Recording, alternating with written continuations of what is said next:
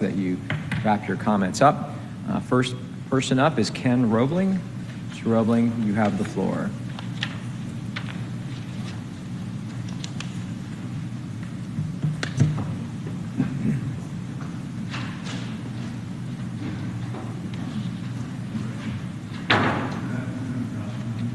Hold on a second.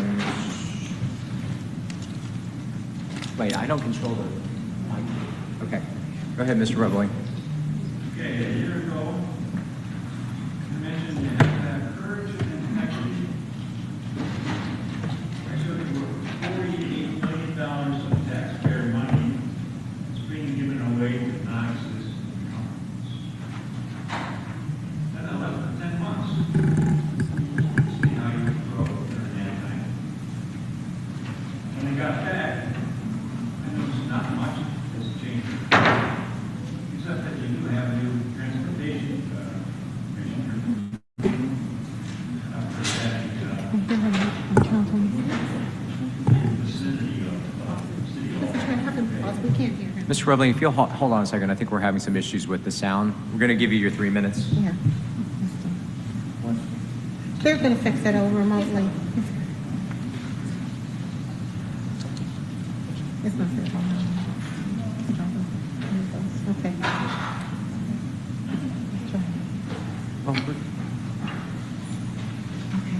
Oh, it was off?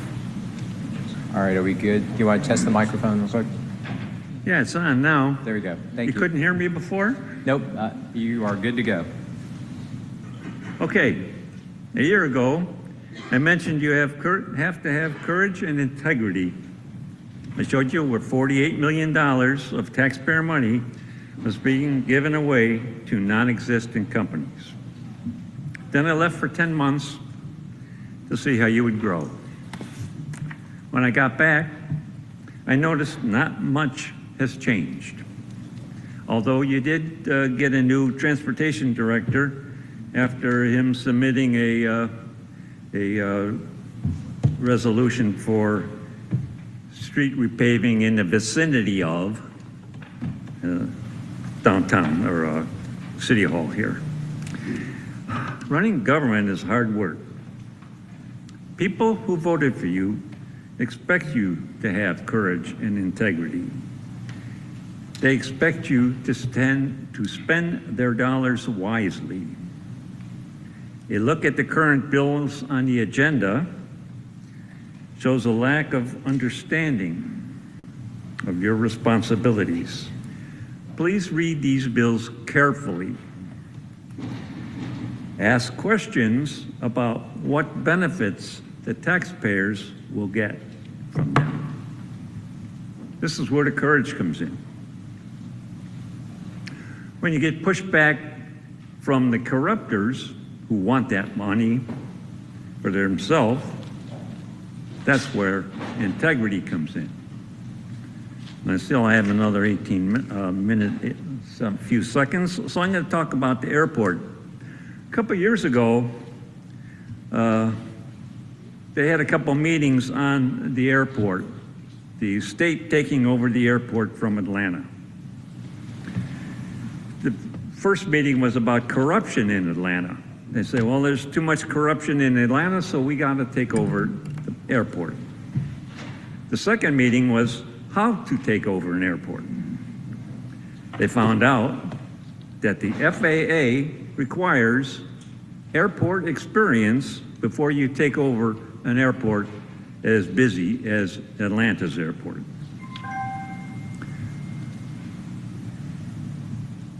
Then they said, the finance people stepped up and they said, you have to clear the outstanding debt of the airport.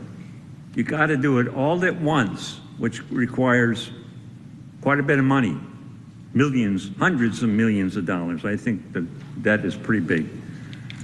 And I'm going to run out of money, time here, so I'm going to let you work on that for a while. Thank you. Thank you, Mr. Roebling. Next up is DeJuan Robinson.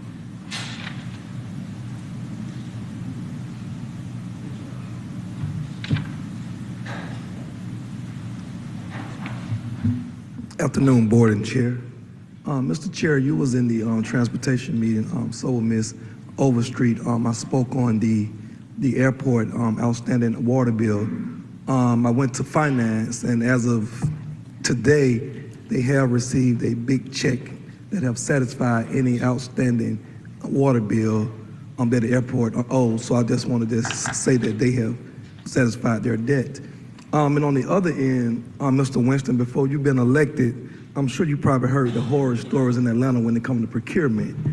So this last maybe 5 or 6 months, I've been fortunate to go to procurement, Mr. Shook, and I'm proud to say that we have a director, commissioner that is open and honest and welcome people in.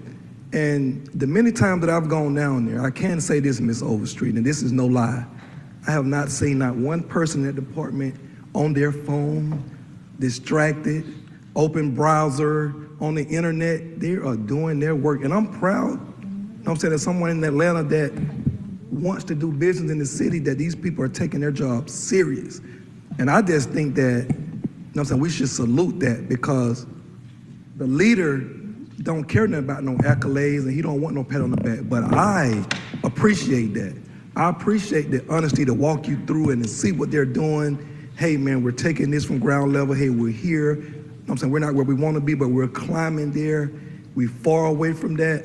And I just think that we don't pay attention to that as often as we should, because many of us seem to forget that we had a procurement director that was in the bathroom taking bribes. We don't want to talk about that, but we forget how in the mud we were and where we are now. We have a man that don't care about those things. He's not there to be, like I once stated, pat on the back. He's not self-serving. And when you have that type of leadership, and where we used to be, Mr. Shook, you was here, we know where we were. And we have this type of leadership there, you know what I'm saying, it has to be commended. And I come down here oftentimes as an activist, Chair One, and I'm down here pounding and fighting, but I'm human enough to say, hey man,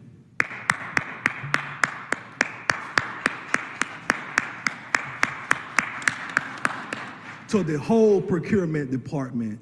And I just want to thank you guys, and I appreciate you guys, and I look forward to the continued relationship and the leadership that you guys do and the love that you take, because what I found out, Mr. CFO, is that they job don't end at 5 o'clock. It's all night, you know what I'm saying, 24/7. And I just appreciate people that are, you know, come from many departments are still sitting home, Mr. Warren. But this procurement department, I know I'm over this procurement department, they are at work in serving the city of Atlanta. Thank you. Thank you, Dr. Robinson. Next up, Courtney Murphy.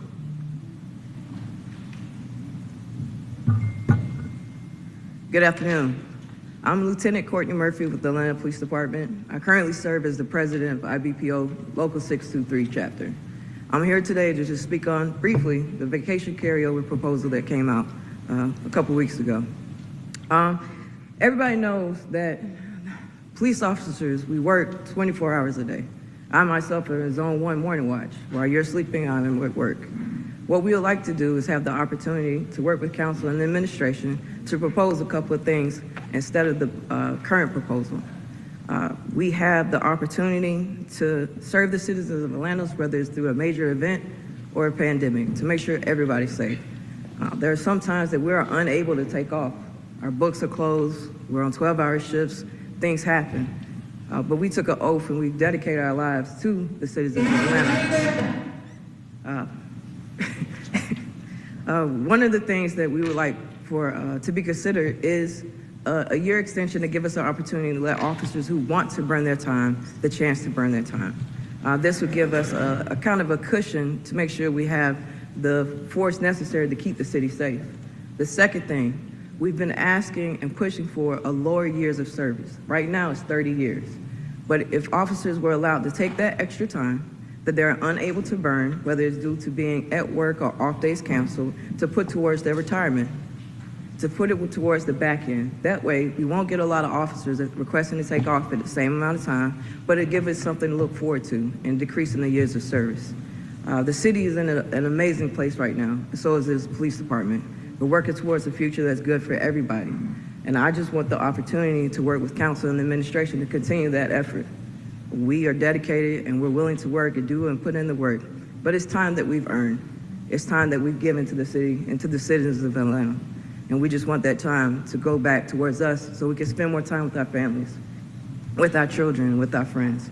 So we're given the opportunity to put it towards our retirement and put it on the back end. So we'll have lower years of service. I think that's a great outcome.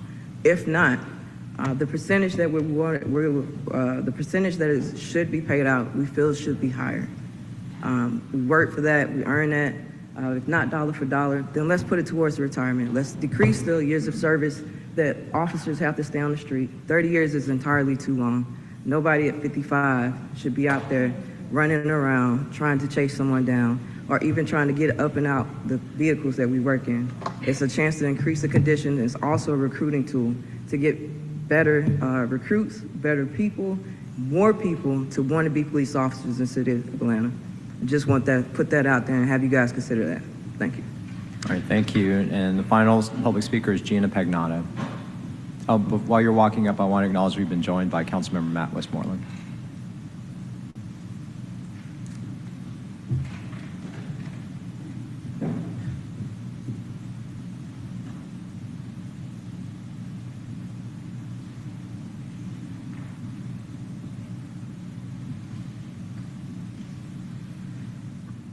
Good afternoon, IPC Committee Council people.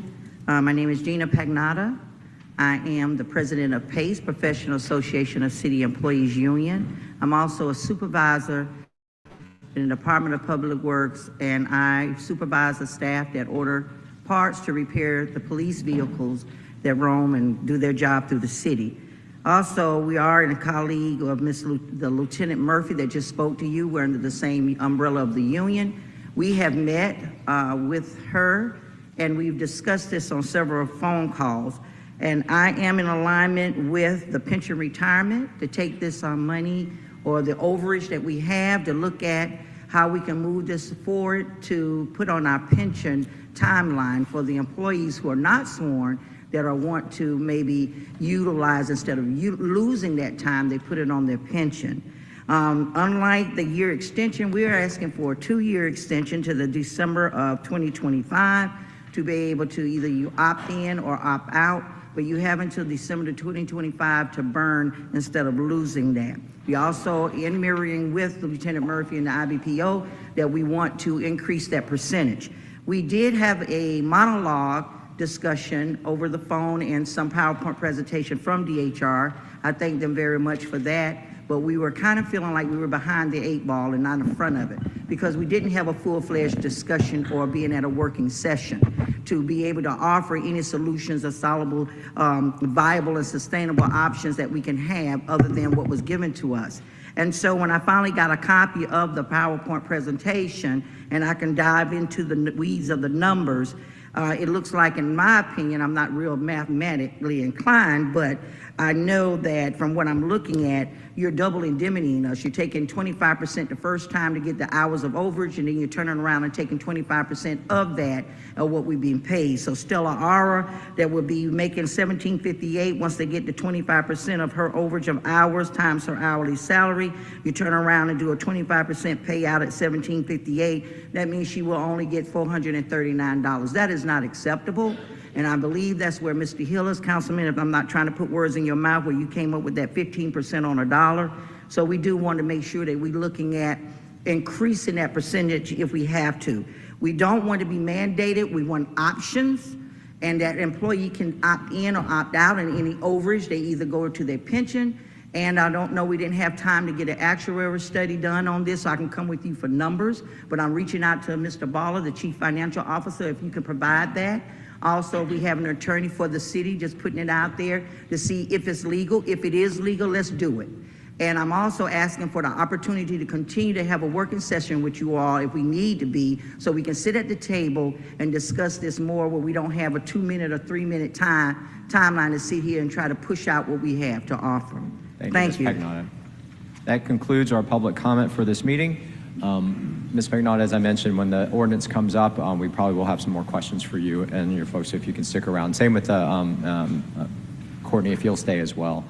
All right, that now takes us to presentations and reports or updates. We have two today. The first one up will be the Department of Procurement quarterly update. I only had the 4 names. I have your name down twice on there. Yeah, but it's for 2 different things. That's not how it works. We just, yeah, thank you. Okay, so I will say that this is the final committee meeting of the year. I'm going to ask the presenters to just try and move through your presentations as quickly as possible because we do have some meaty legislative items that we need to get to, including the carry forward. So CPO Majumdar, you do have the floor. Colleagues, you have a copy of the presentation and the floor is yours. Thank you. Respected Chair, respected Council members, Judeep Majumdar, Chief Procurement Officer for City of Atlanta. As you know, in the last year and few months, we have been going through a huge transformation. It was all about aligning the capabilities, competencies, and capacity, which is the 3 C's to 3 P's, which is people, process, product. The transformation that we did was in phases, and we will continue to report out on all the changes that we are doing, that we have completed now and down the road. With that, I always like to start my presentation by reminding who we are and what we do. Our vision statement is making sure that we work as one team, one approach, and one outcome. So basically what we are doing is we excellence in value creation through partnership, collaboration, and innovation, which then translates into the ABCDE, which means we are acting on opportunities. We are very bold in how we handle those opportunities.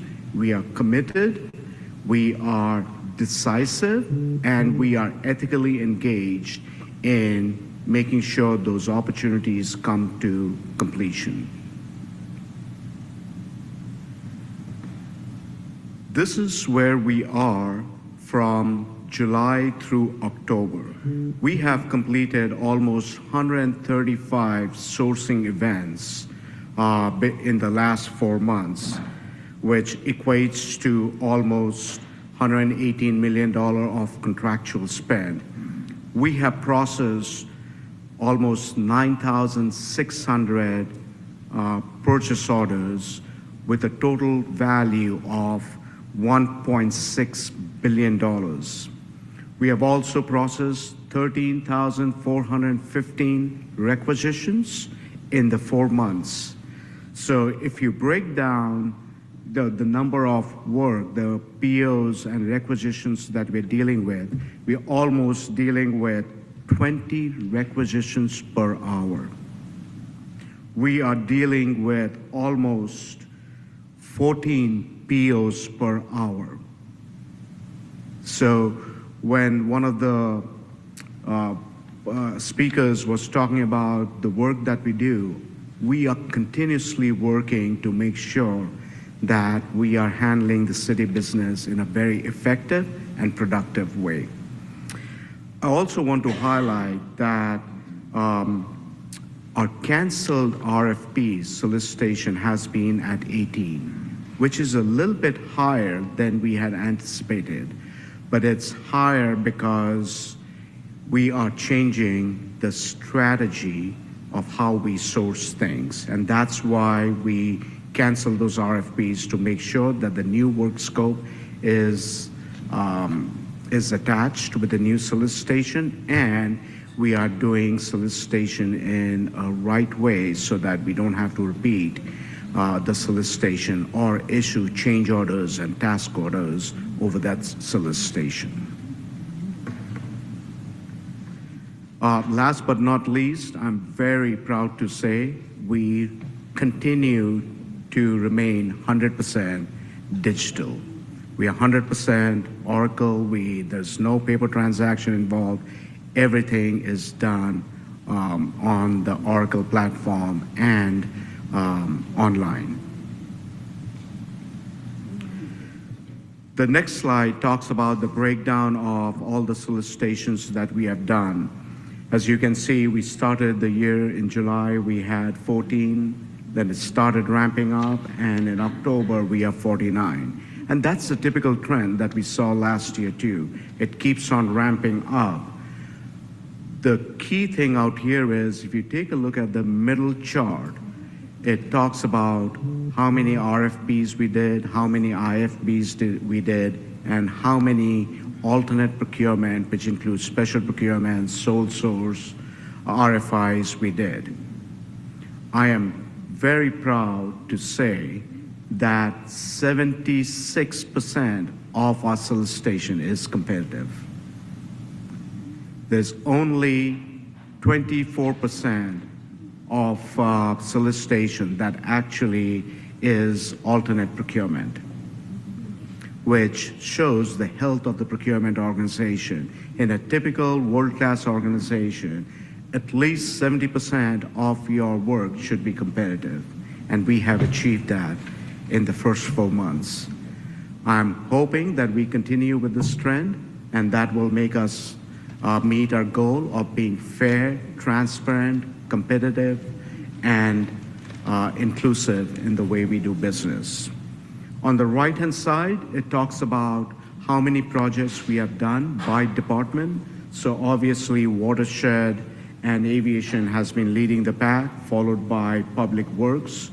And then we have several departments that fall in the mid category, which includes finance, transportation, parks and rec, and human resources. So I mentioned earlier about 135 sourcing events. If you take a look at this, we actually did 120 sourcing events. The remainder of them was extensions, renewals, and so on. So 120 sourcing events in 4 months, that's 30 sourcing events per month, which equates to almost 1.5 sourcing events per day.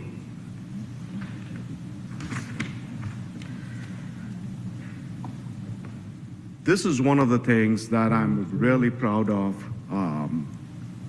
with our supply management team. We have started looking into all the POs that we process through my group. So we wanted to make sure that we have an accurate way of capturing the diversity spend with our suppliers. So this is something new we just put in place, and we will try to keep monitoring these numbers to make sure that we are accurately representing this number. So if you take a look at the diversity spend, we have almost 63% of the POs that we processed went through small businesses, 42% were African American, woman-owned businesses, another 42, veteran-owned business, 2%, disabled business, 2%, and LGBTQI business, 1%. It's a good way to understand what our cross-section of our supply base is from different constituents. Now, these percentage are different than what Office of Contract Compliance reports.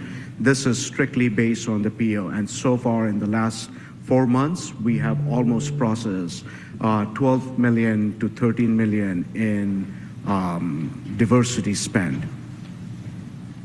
This is work in progress, and this is something that we should be looking at and promoting suppliers, the suppliers on the diversity front. Now, I did mention about the transformation. The key to our transformation was the people piece. If you look at the 3 Ps that I mentioned, people, process, product, it is our employees, it is the people that has helped us transform the organization from where we were, from a tactical to strategic. And when I talk about people, I am very happy to say that we have a retention rate of more than 95%. In the last 12 months, we have lost just 4 or 5 employees. Not only that, we have a good staffing strategy. We have enough employees or enough candidates in the pipeline that we don't have actually openings for. So we have a steady state of employees in the pipeline that can fill any open position at any point of time. And I'm so proud that we have got to this stage. When I was here last year, 12 months back, we were down to 43% staffing level. We were having difficulties filling all the open positions. We were having difficulty retaining employees. Today, we are in a state where we have less than 5% attrition and a steady pipeline of employees that are willing to work for Department of Procurement at any point of time. And that kudos goes to the entire team of how we restructured our team from a tactical organization to a category-based organization where there is opportunity for every employee to move up in the organization and benefit from the career progression that we guarantee them.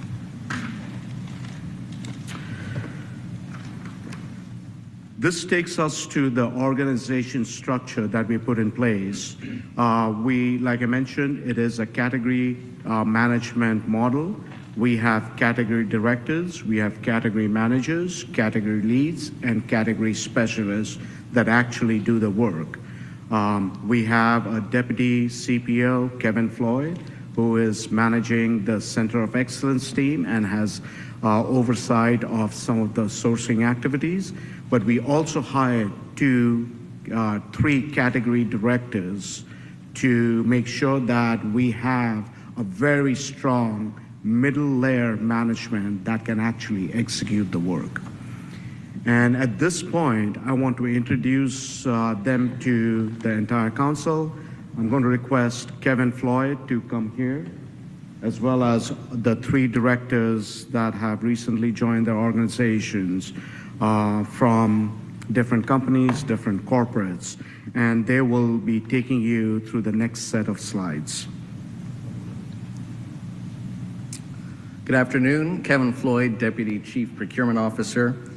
Before I jump into this slide, I want to just touch on what Jadip was just talking about on the staffing. Every time I talk, I always talk about staffing because I think it is the most important thing that we do. And if I look back where we were a year ago, today we had 46 employees. We're on track to end the year with 86, 87. And that's remarkable progress and is not possible without the partners in HR, partners in finance, the council members and the administration. So I always like to take the opportunity to just thank everybody because that really is one of the greatest things that I think we've achieved in having a robust and talented staff at the organization. To that end, we want to make sure that we do retain the quality talent that we bring in, and so we have initiated an employee recognition program. And so we have a couple of categories that we're going to recognize each quarter employees. So one is a set of employees that go above and beyond the call of duty, all in, all together. So those that exemplify the one team, one approach, one outcome mentality. And then tenure, and I'm excited to say that we had our first tenure ceremony last week at our holiday party honoring people who have a year plus in the organization. And then we also recognize the departmental birthdays every month. At our last presentation, I introduced what was going to be our summer internship program, and I'm very pleased to say that not only did we have a great program, we actually extended it to the fall semester, so we kept the interns around for 2 semesters, and they were able to do 2 projects apiece. And I'm even more excited to say that one of the interns we were able to onboard as an employee who started officially with the City of Atlanta last week. So truly, I think the hallmark of an internship program that we took someone from an intern all the way to being an employee here with the city. I'm going to turn it over now to John Paul Corville, Category Director. Good afternoon, committee members. My name is Jean-Paul Corville. I'm a Director of Category Management for the Department of Procurement in the great city of Atlanta. We are very encouraged and very enthused with the continuous process improvement within our department. The synergy that we have now seen between the using agency and our department based on these processes are very important to us. I'd like to talk to you about 4. The first is our 90-day RACI. In the Department of Procurement, our goal is to ensure that within 90 days, from pre-solicitation to contract, we complete that within that 90-day RACI chart. The 90-day RACI chart is now 100% digital and uploaded in Oracle. So every prep package and package that is seen by the using agency allows visibility of the 90-day RACI. The 90-day RACI breaks down each day and each phase of that process and ensuring that the using agency can read where it is in the process, who is responsible, who is accountable, who is consulted, and then who needs to be informed throughout that process. Very happy with this. The second is our scoring matrix. As of October, we have now implemented a new scoring matrix, which is derived from Lean Six Sigma. If you do not know or do know about Lean Six Sigma, it is a streamline of efficiency. So now there's a transparency and accuracy in our evaluation process that allows the evaluation to be given where there is not a tie specifically, and we go from a 1, a 3, and a 9 for that scoring evaluation. A 1 meaning you did not meet the criteria, a 3 meaning that you met the criteria, and a 9 that you exceeded that criteria. And that is very important to us, and we implemented this as of October. The previous model was 1 through 10, and if you were under an evaluation and you received a 2, 3, or a 4, a 6, 7, or 8, there was not a very defining definition of what the distinction was between those numbers. Therefore, we have this new matrix. The third thing is procurement fundamentals and user agency training. No matter your profession, fundamentals are important. If you're an offensive lineman or defensive linebacker, you work on fundamentals before you move into a scheme, and you continuously work on this to make sure it's enduring. No difference in the Department of Procurement. We implement that now. We've seen great results thus far with the fundamentals that we adhere to and the training that we have conducted with our using agencies, which we will continue moving into 2024. And last but not least is our vendor focus group. This is a visionary plan that we have implemented where we bring in using agencies, we bring in our vendors, we have a mediation from our department, we solicit ideas, we establish a long-term relationship with those individuals, and it makes us very successful, and we are very proud of our improved processes within the Department of Procurement. I will now turn it over to my colleague, Chris Wilkerson. Council members, good afternoon. I'm Christopher Wilkerson, Category Director within the Department of Procurement. Jean-Paul talked about the vendor focus group. I'm here to tell you a little bit more about it in detail. So early on, the CPO had a vision of having vendors interact with category managers and potential members across the using agencies. That vision was the supplier focus group.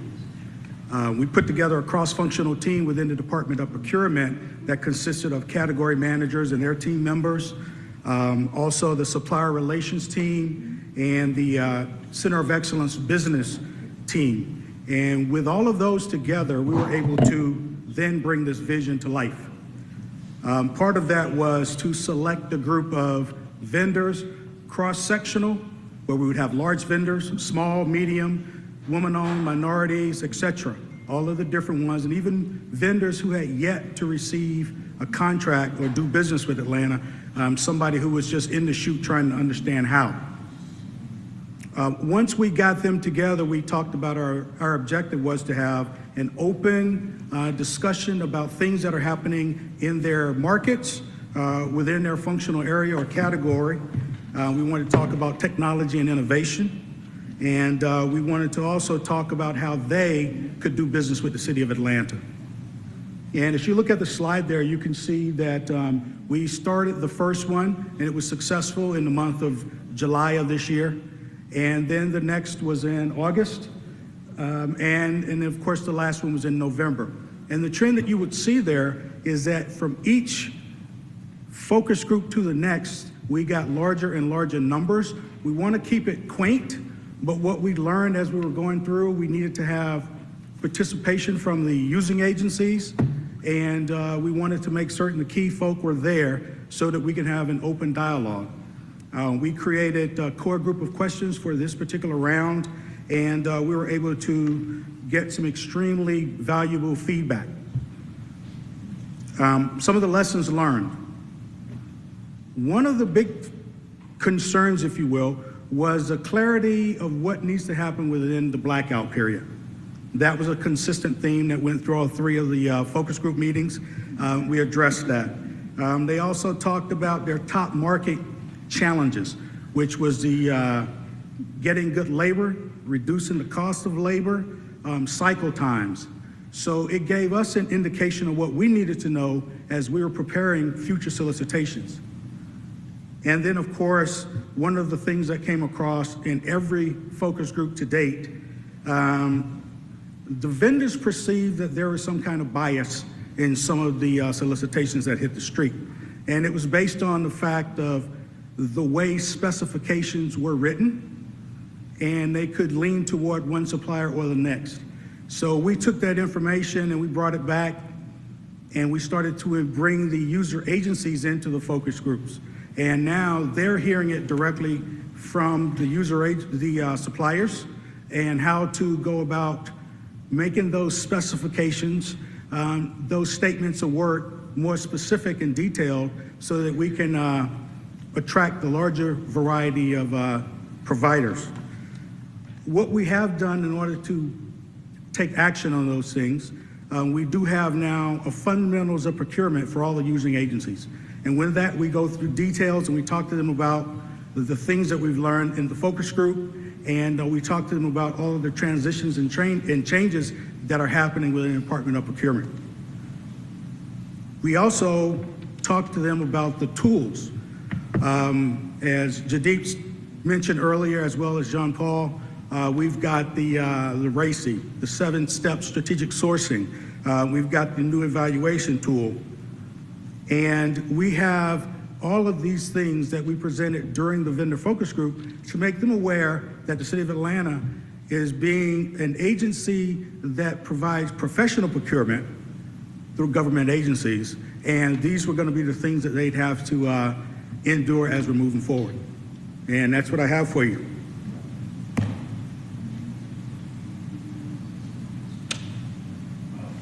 Actually, I got one more slide. All right, no, that's good. This is actually a good one.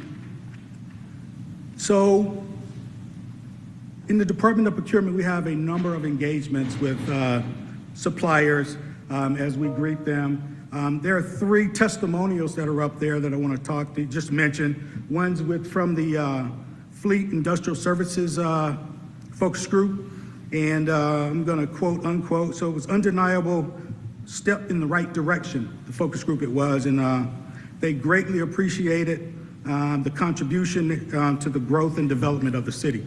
So the suppliers definitely felt the need and some positivity. When we looked at the one from IT and professional services, the focus group was a great idea and evident that we're committed to excellence. And that is definitely what we're trying to do. And last but not least, you typically don't see a procurement organization asking for input. And we do, because we want to make certain that what we're doing is better. And last but not least, within that same quote, it was well worth their time. So we are putting this together, looking internally at our own processes, looking at our using agency processes, and also looking at the suppliers that we're working with, making them aware of our transitions, how we're making the changes, and how they can do business with us.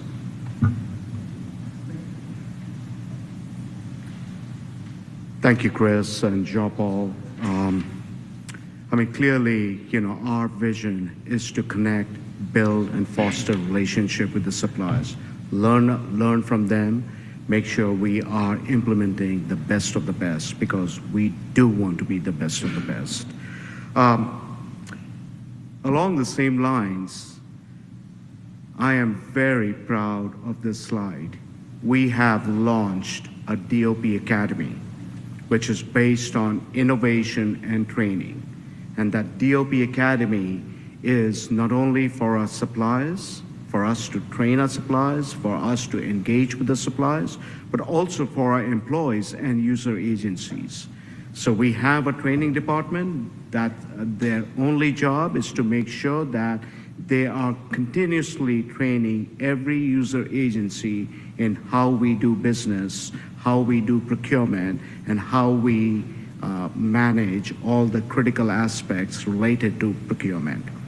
So this DOP Academy is all based on learning, making sure there is opportunity for personal and professional growth, for suppliers to do business with us, and for every employee within the city of Atlanta. And I'm going to hand it over to Kevin to talk about specifics of this, and very quickly so that, go ahead. It's me again. I get to talk about the fun, cool stuff now. Really proud of the Academy. It's built on two foundational pillars. One is professional development, continuing education, and one is innovation. So looking at the AI, all the process automations, and the things like that. We're starting out with a launch package of 6 training courses. Some will be for internal DOP employees, some will be for internal City of Atlanta employees, and some will be for our suppliers. We're also building out a certification program so that we can certify internally procurement professionals, and we're going to be building out some Oracle professional development classes as well. The next slide is just a little teaser trailer that we put together. Hopefully the sound cooperates, but the coolest thing of this is this entire video is all AI generated. So the person you see on screen and the voice is not a real person. This is all AI. Our mission with DOP Academy is to ignite a passion for learning and innovation through the concept of knowledge reimagined. We aspire to cultivate a dynamic learning environment with educational experiences that go beyond traditional boundaries. Our commitment is to foster a culture of continuous learning, where each participant, from novice to expert, is empowered to acquire, apply, and share knowledge.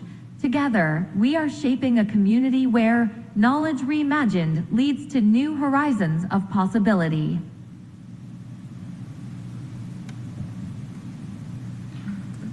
So that's the foundation of all the training that we do. It'll have a person, the visual of a person speaking, a narrative of the words, and then of course the training content. So really excited to get all of that launched. The next piece I'm going to talk about is we are relaunching enhancing, I should say, our ATL Suppliers website. Last September we launched atlsuppliers.com. And it was a huge step forward.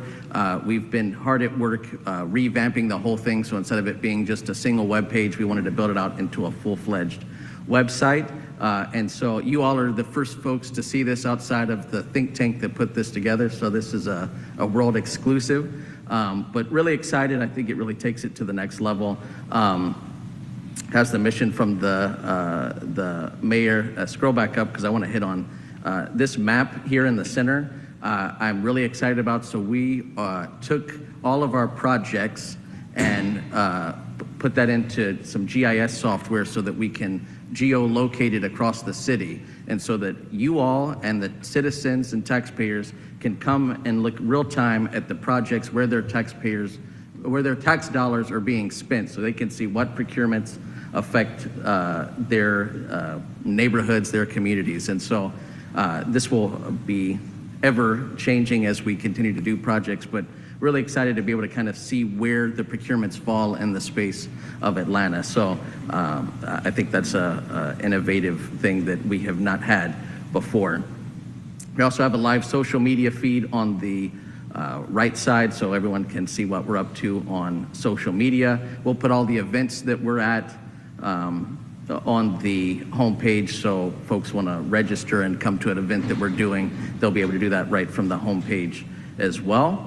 And then we built a chat bot utilizing the Microsoft platform that anyone can use. So it's not the smartest of all the chat bots, but it does answer basic questions. And I think it's one less step where someone might have to call or send an email. They can ask the chat bot. And for example, we prompt some things like, if you want to do business with the city, it will direct them directly to the page that lists all the steps of how to get registered, how to upload their capability statement. So it's about pushing the information to them instead of having suppliers have to come and ask us for it. So all around just the development of the supply base and continuing education. So this will be officially launching in January. We're going with the new year, new website as the theme, but really excited to see this come to fruition. And I think the biggest part of all of this is the entire website and the chatbot was built all from DOP internal talent. So we had some help from partners that gave us some ideas and some feedback on it, but all the work was done by DOP employees. And so to the Center of Excellence folks and teams that worked on this, I'm incredibly proud of you all. I think this work stands on its own, and really kudos to everybody, because this is a long time coming, and we look forward to getting this launched. Okay, and then lastly, I'll talk about the engagements that we've attended. So we get asked to attend, and we host a number of things all throughout the year.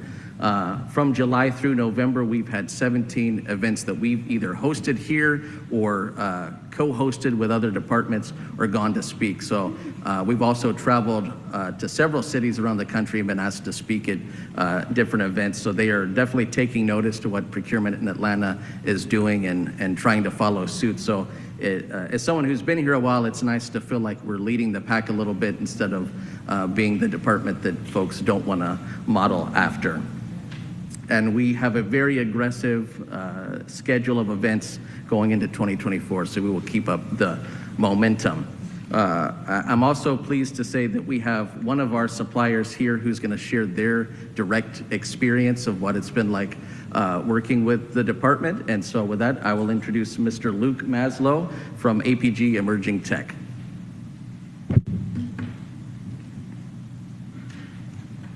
Good afternoon, Chairman and committee members. As Kevin shared, my name is Luke Maslow. I am the co-founder of APG Emerging Tech, and we're a growing full-service business consulting, transformation, and software development firm here in the Atlanta area. And I'm honored to stand before you today to share a few thoughts around what Chief Majumdar, Deputy Chief Floyd, and their teams have done here for the city in terms of procurement. I hope my comments will reflect those of Dr. Robertson's earlier during the open comment session as well. But the three words that immediately come to mind for me when I think about the Department of Procurement is visible, collaborative, and innovative. First, visible. As an LGBT and Hispanic diverse supplier, it means a lot to our firm that the department is present in the city, meeting suppliers and engaging with us so that we can learn how to do business with the city of Atlanta. Specifically, in November, I was at the Georgia Hispanic Chamber's annual business summit, where not only the chief spoke and gave us tips and tricks for success as suppliers, but his team was present at a table to help those who were not registered with the city meet them and get registered.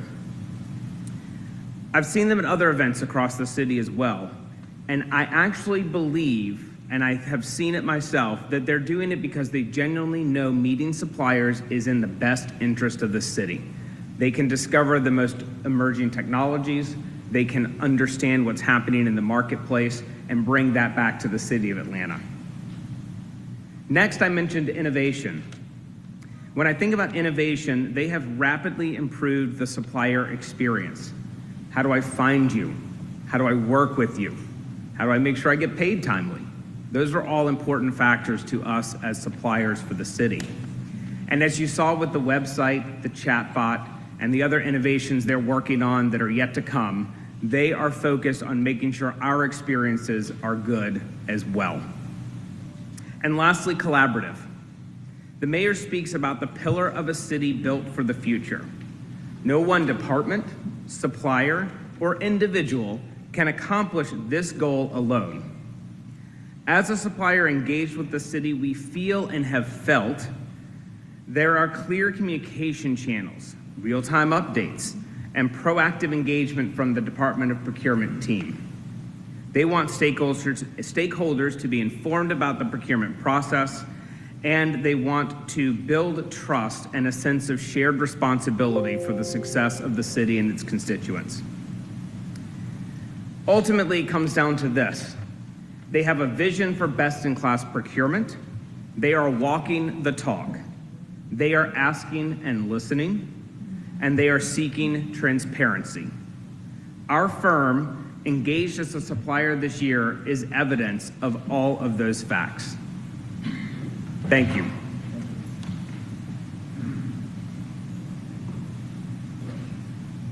Thank you, Luke.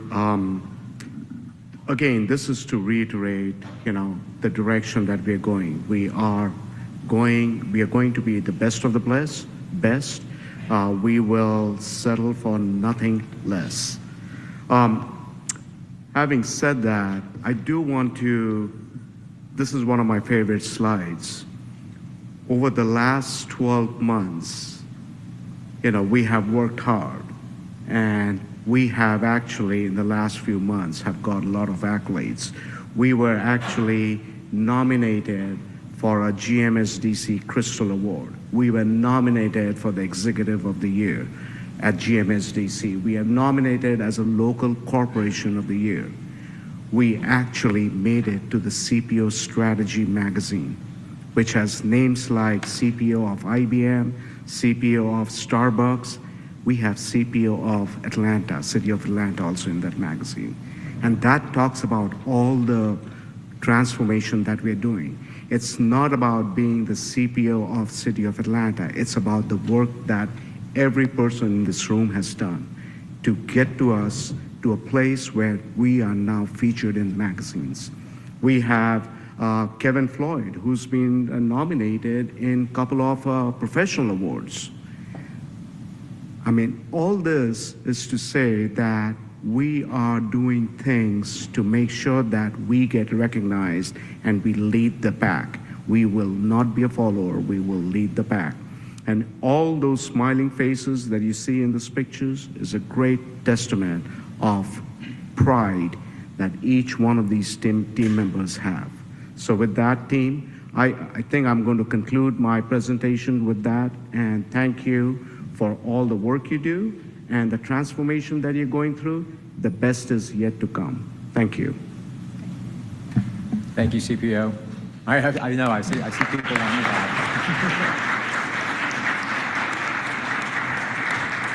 Now, I'll open by saying, I know that we've been very amazed and just pleased with the change that you've been able to bring, and we've talked about up on the in our committees and at full council, and I'm glad that your team is starting to get the recognition beyond just the four walls of this building.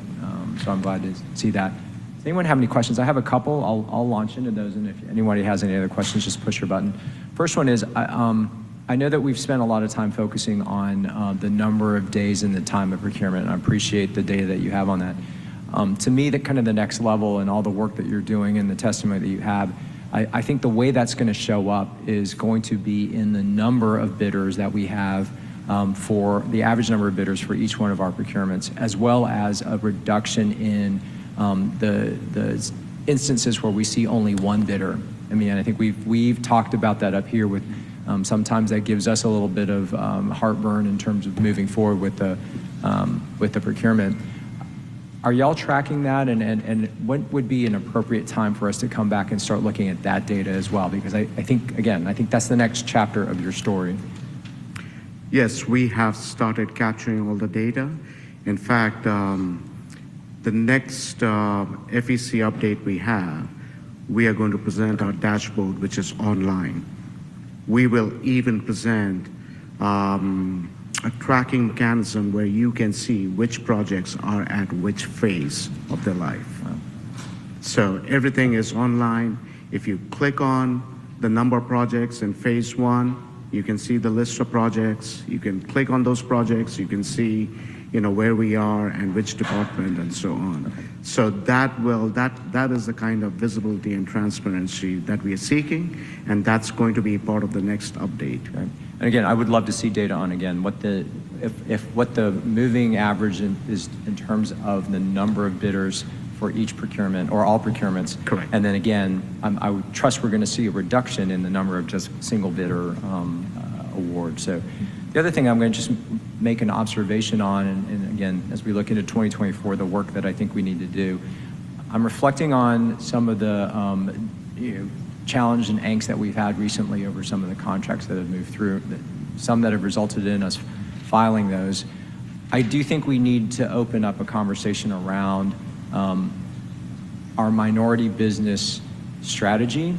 I think it's really solid. You show good numbers, but I think there is some fine tuning we might be able to do. One example is there was a concern raised about when procurements move in and out of different type of competitive categories. Maybe just a little more kind of awareness and conversation with us so that we are aware and ready and we're not surprised on the back end when the paper comes and all this comes to light. But there may be some ways of enhancing that. Again, not criticizing what y'all do, but enhancing the transparency and conversation that y'all provide us, because I know that that's a big focus of yours as well. Absolutely. In fact, we'll be supportive of the collaborative work that we'll do together to make sure that we create that kind of space. We'll be working very closely with OCC, Office of Contract Compliance. We'll be working very closely with user agencies like aviation and watershed and transportation to make sure that we are able to promote diversity within our supply base. So we'll be fully supportive of that. We will fully make sure that it gets incorporated in our procurement process. Yeah, and I'll close by saying, I still firmly stand by what I said in committee, in that the way we influence process and these programs is not by individual contracts and awards. I think that is not the right avenue to try and shape our programs. The better way is to have the conversations and either change code or work with y'all to enhance the programs ahead of the procurement. So I'll leave with that. Councilmember Collier-Overstreet, you have the floor. So thank you for your presentation. I, for one, am extremely, I'm all tongue-tied too, but extremely proud of the work that you've done over this last year.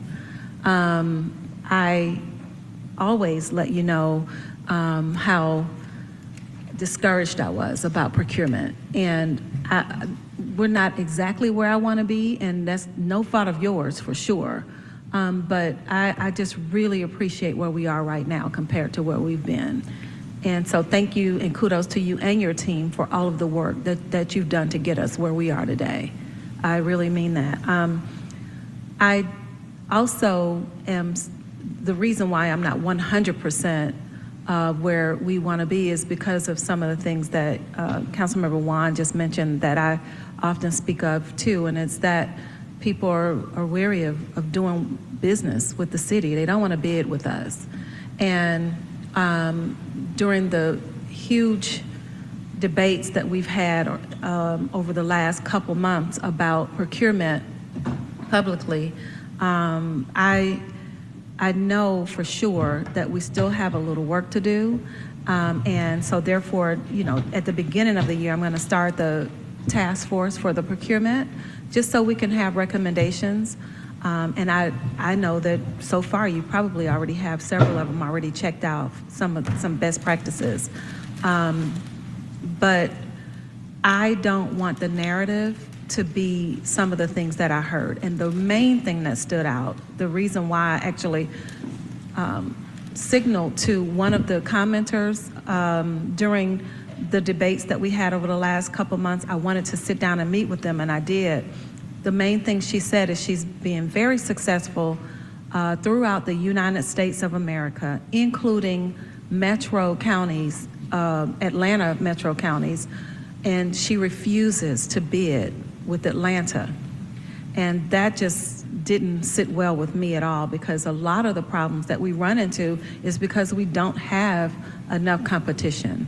And I think that we can do better with that as a city, especially because of, who we are, our hallmarks, things that make us who we are as a city, concerning minority participation, inclusionary zoning. We have so many things that we can be proud of, and to add robust bidding would just be like the cherry on top of the cake.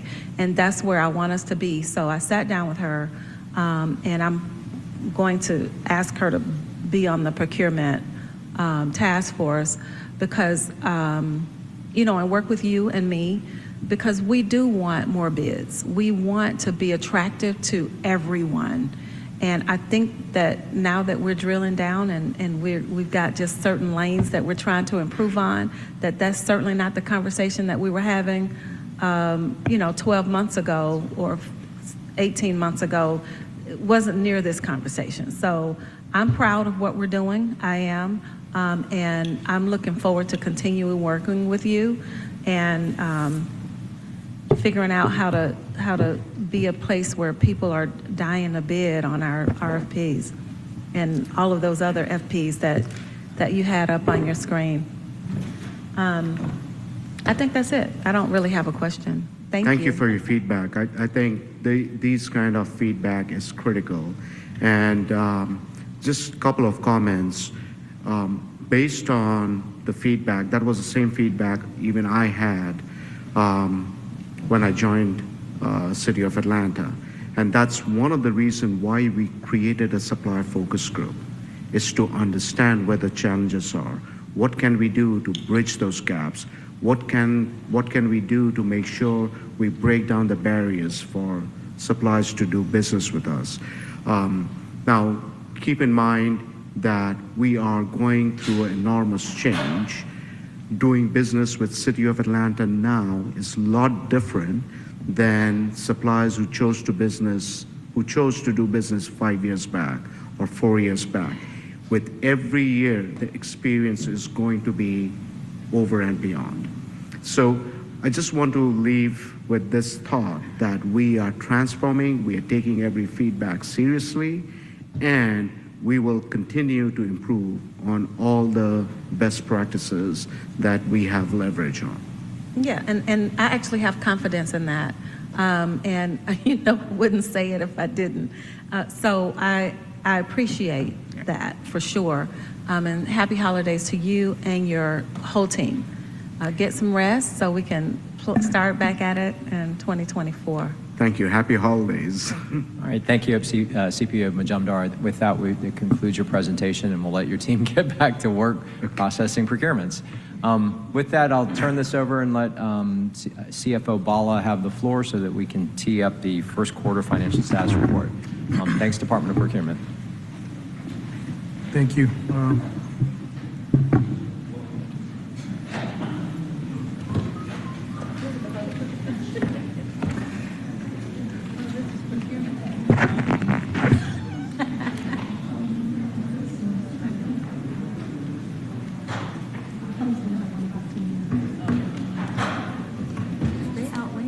All right, CFO Bala, I think we jump right in. Yeah.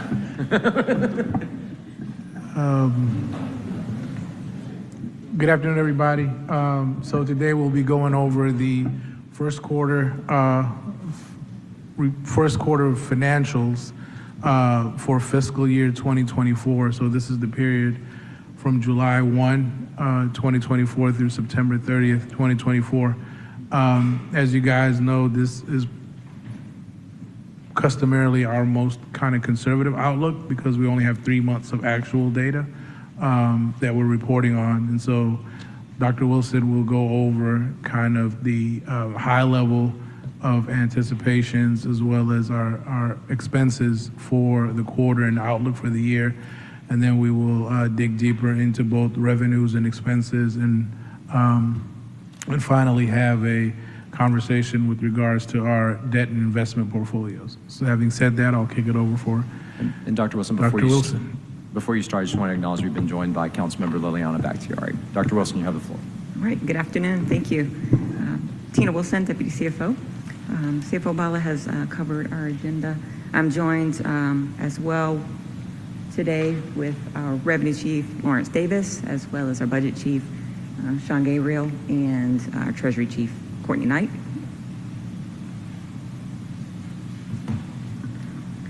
So really quickly, we're covering the first quarter of 2024, which is July through September actuals. We'll provide a summary analysis of the City of Atlanta's budget to actual performance, forecasting projected revenue and expenditures with activity explanations of variances as applicable, identify and address any significant issues that we're aware of, and account for any legislative items that have been adopted or foreseen during this quarter, as well as anything that's more current that we've been made aware of. Okay, our summary of key points here really quickly. Our revenues have certainly been robust so far this year. Performing well are our major revenue streams, property tax, lost, and licenses and permits. They continue to outperform the budget. This has been a factor in the local economic outlook. Has been very positive. We've seen property tax assessments that have been increasing year over year, as well as new residents into the city, job creation and retention, and increases in residential building permits year over year.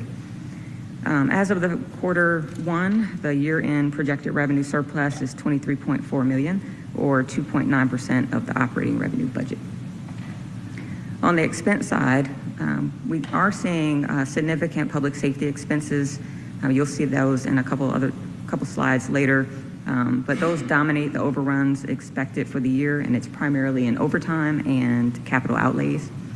In addition to that, you'll see premium pay, which is no longer covered by ARPA funds. This is now on the operating budgets of those departments impacted primarily in parks. The COVID-19 comp time payout, the FFCRA, as better known as the paper that you've recently seen, has played a factor, as well as the group insurance fund deficit payment. So you'll see those in the personnel services employee benefits line as well. As of the first quarter, the year-end projected expense overrun is $26.5 million, or 3.3% of the operating expense budget. So our early estimates indicate a small year-end deficit of about $3.1 million.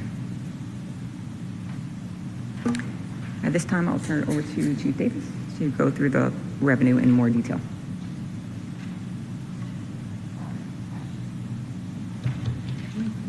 Thank you, Dr. Wilson. Lawrence Davis, Jr., our Revenue Chief. I want to go ahead and direct your attention to the bottom section of the column labeled FY24 funded budget. You will see that the total revenues for the general fund is at $800.9 million, which includes around $1.2 million in committed funds from the building permit fund and $3.1 from the uncommitted fund balance. Minus these two fund balance, the city's operating budget is $796.6 million, which you will see outlined in the subtotal section. In the next column that says FY24 actuals, our actuals were at $112.3 million, which represents 14% of the total budget and 14.1% of the operating budget. In the fourth column labeled projected revenue, October through June, our projections for the remaining 9 months of the fiscal year are at $707.7 million, resulting in a year-end forecast of around $820 million, thereby giving us, as spoken by Dr. Wilson earlier, an increase of $23.4 million above the operating budget of $796.6 million.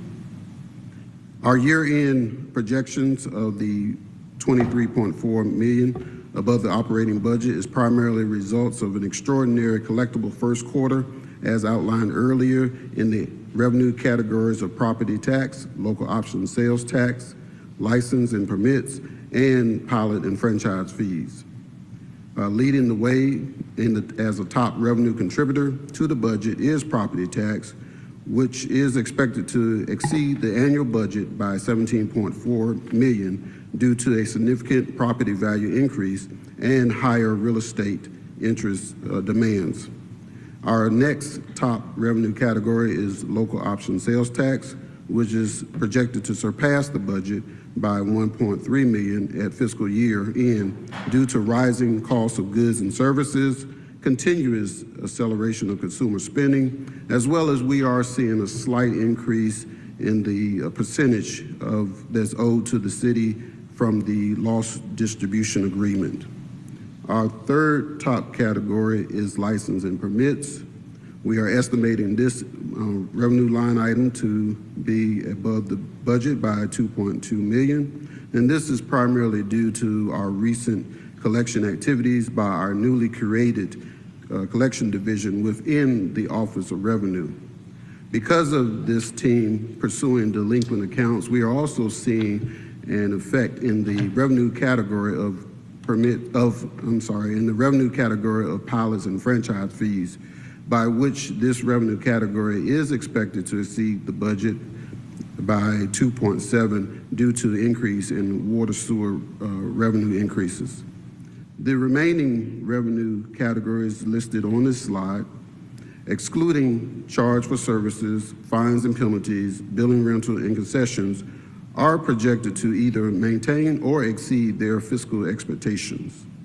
As of the first quarter, we are projected right now for the revenue category of charge for services to fall below the annual budget by $158,000 due to a decline we're seeing in the line item of police service and burglar alarms, as well as the entertainment film application fee line item. However, I will let you know that we expect for this line item, the entertainment filming application, to rebound as the strike is over, and we're expecting to see that line item should rebound around the second or third quarter. Now, as it relates to the fines and penalties line item, we are estimating this category to end the year below the budget by $380,000 due to a decline that we are seeing in the line item of municipal courts traffic fines. And finally, the building, rental, and concession category, we expect this to fall below the budget by $3.4 million.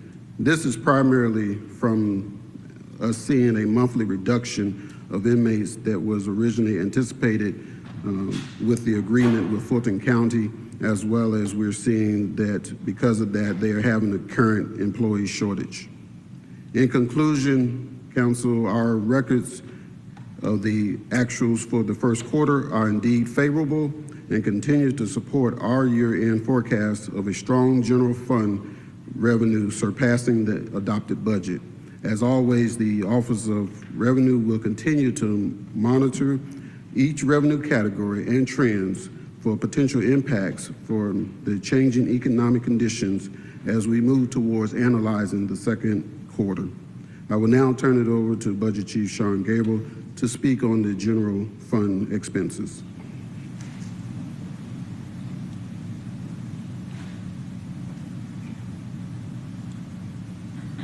Thank you, Lawrence.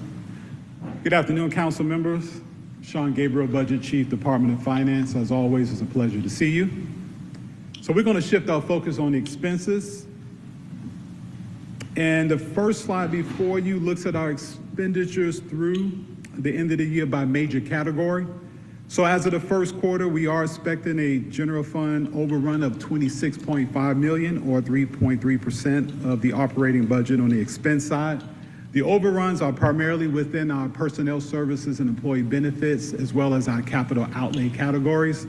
I do want to point out, when you take a look at our debt service and our other financing uses, we have combined those two line items. It's something that we have done at the tail end of last year, because that reflects the reallocation of how our bond principal and debt payments are recorded and accounted for. But when you combine the two together, the year-end projection is relatively within budget. Turning our attention to the bottom line on the table, just want to walk you briefly through the expenses. Actual expenditures through September of $212.9 million, that's reflected in the second column, represent 27% of our $800 million funded budget.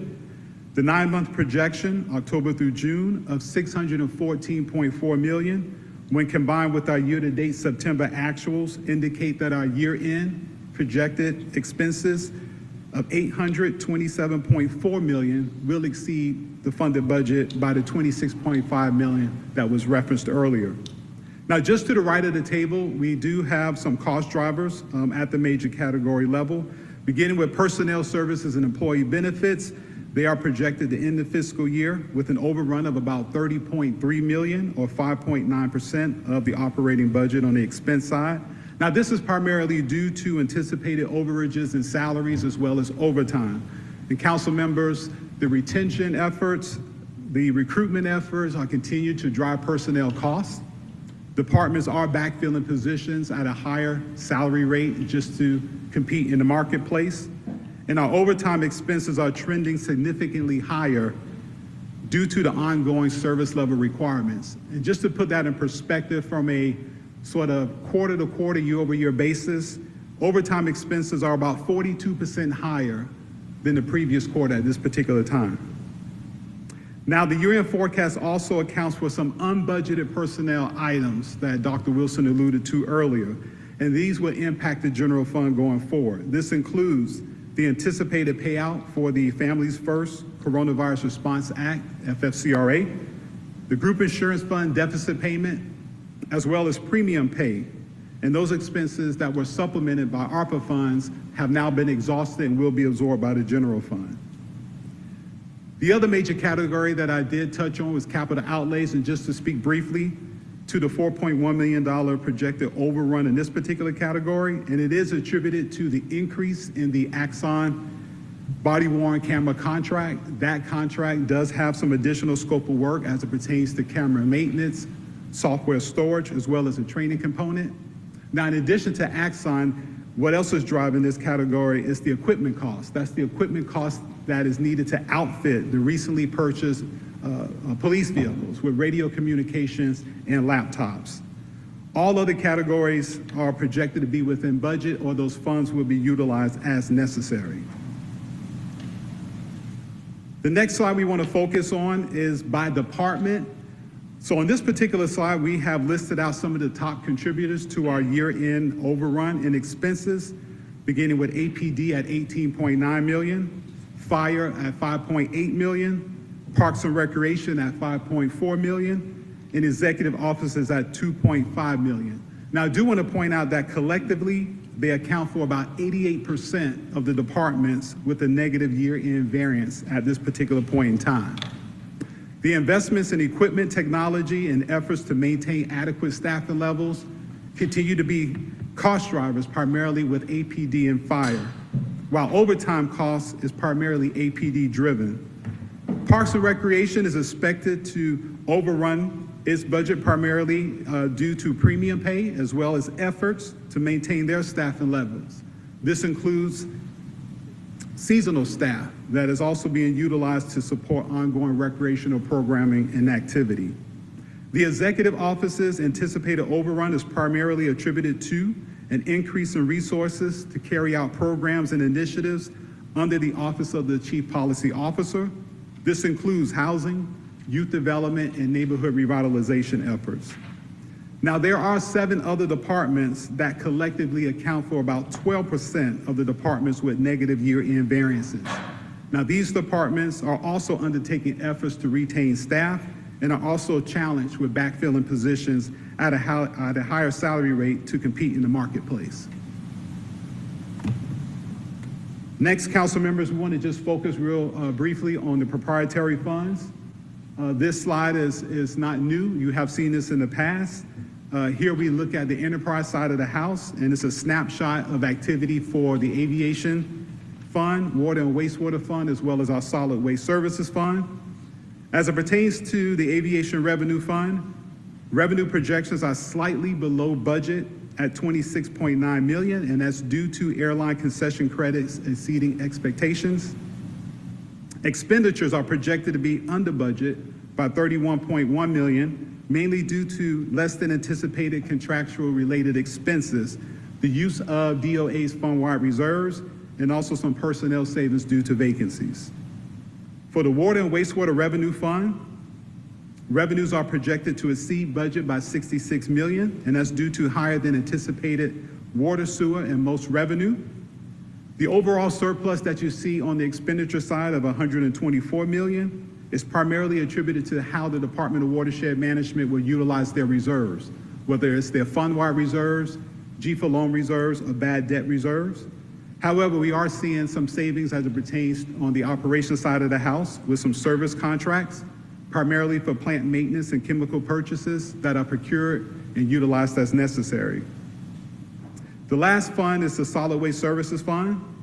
While revenues are projected to be relatively on par with budget, expenses are projected to be over budget by $1.9 million, and that's primarily attributed to contractual expenditures related to a number of their service contracts and some equipment purchases. Those service contracts include solid waste disposal, recyclable processing, and when it comes to equipment purchases, it's related to trash bins. Now, council members, we also want to point out that when it comes to the Solid Waste Services Fund and these specific revenues, we're not only monitoring the enterprise fund allocation, but also the Department of Public Works $20 million general fund allocation on how its year-end performance impacts revenues overall. And with that, council members, I will now turn over the presentation to our Treasury Chief, Mr. Courtney Knight.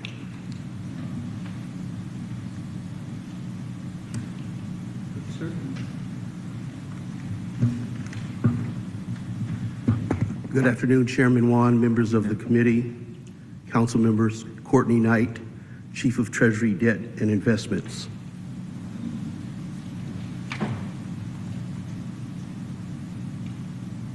I'll start by a review of our investment portfolio.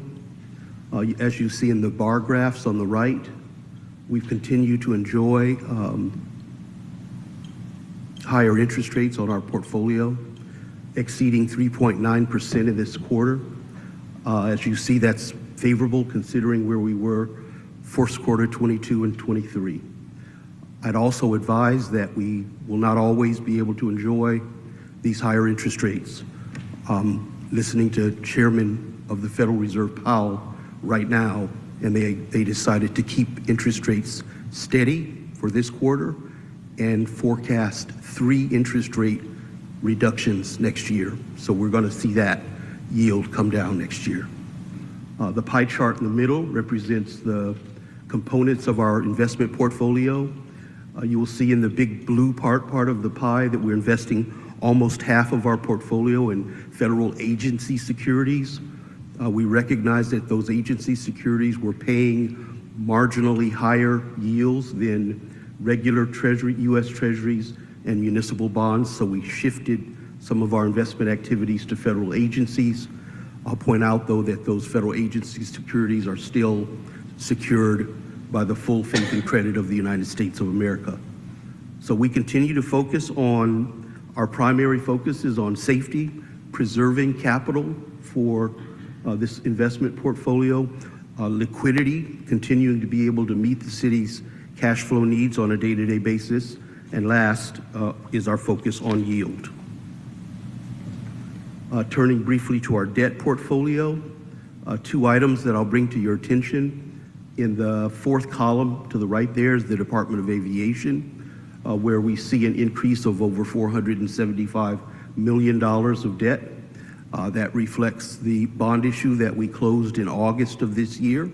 That bond issue funded a couple of significant projects, funded a portion of a couple of significant projects for Hartsfield-Jackson. We sold about $200 million for the South Parking Deck project and about $250 million for the Concourse D widening project.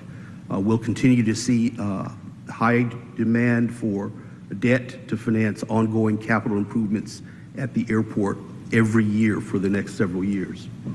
In the first column, I wanted to point out that Under general obligation bonds, it reflects the moving Atlanta forward infrastructure bonds that we sold last fall. We sold approximately $370 million of the $400 million bonds as what we were classified as social bonds, particularly serving the needs of communities within the city that had been historically underinvested. So those bond proceeds went to the Atlanta Department of Transportation, to DEEM, to the Department of Parks and Recreation, and some to the Office of Cultural Affairs. I will announce that the City of Atlanta received the Southeast Deal of the Year award for those social bonds from the Bond Buyer magazine. This reflects the city's creativity and resourcefulness in serving the infrastructure and quality of life needs of our citizens. It's quite a notable award that we were the Southeast Deal of the Year among over 8,000 deals that were sold in the United States last year, and 1,200 deals that were sold in the Southeast. Kudos to the city and the entire Department of Finance for their efforts in achieving that accolade. Lastly, I'd like to touch on our bond ratings. Really no significant change here. The city continues to receive some of the highest bond ratings available on our general obligation bonds, AA+, just a half a notch below AAA ratings. Our water bonds and our airport bonds are also strong when compared with other utilities and airports across the country. One thing you'll note of difference here is that fourth column where we've added Kroll bond rating agencies as one of our bond raters at the airport credit. Kroll is a leader in rating airports across the United States. Institutional investors look to Kroll for their credit analysis of airports. Kroll rated Hartsfield-Jackson AA+, which is the highest rating that Kroll has on any airport in the United States. And I'd be pleased to answer any questions y'all may have. Defer to Dr. Wilson. Did you have closing comments before we open up for questions, Dr. Wilson? No? No, that concludes our presentation. All right. All right. Questions for finance? I have just a comment, and I do have a question real quick. I mean, I do think we're starting to see, I understand that the state of Georgia came out with its tax collections November over November, and it's starting to slow down a little bit. So I trust that revenue, y'all are watching that. I think these results are somewhat remarkable considering, you know, if that's starting to happen, and then as inflation, it feels like it's starting to come in line as well. But I feel like those two are the dynamics we need to continue watching going forward. On the department by department spend rates, remind me again, under executive office, when there's an over budget by $2.5 million of salaries, is that because we're adding more people, or are we making salary or compensation adjustments for the people that are there? Most of it is additional people. So it's more people. Mm-hmm. So so the department is growing, and it's the compensation for the additional staff that weren't in the original budget. Mm-hmm. Okay. All right. Other questions for the department? Yeah, Councilmember Bakhtiari. Thank you. Looking at the executive offices, on the, again, with the, when we're looking at the general fund expenditure projection Q1 2024, I'm curious, that's a good amount of money.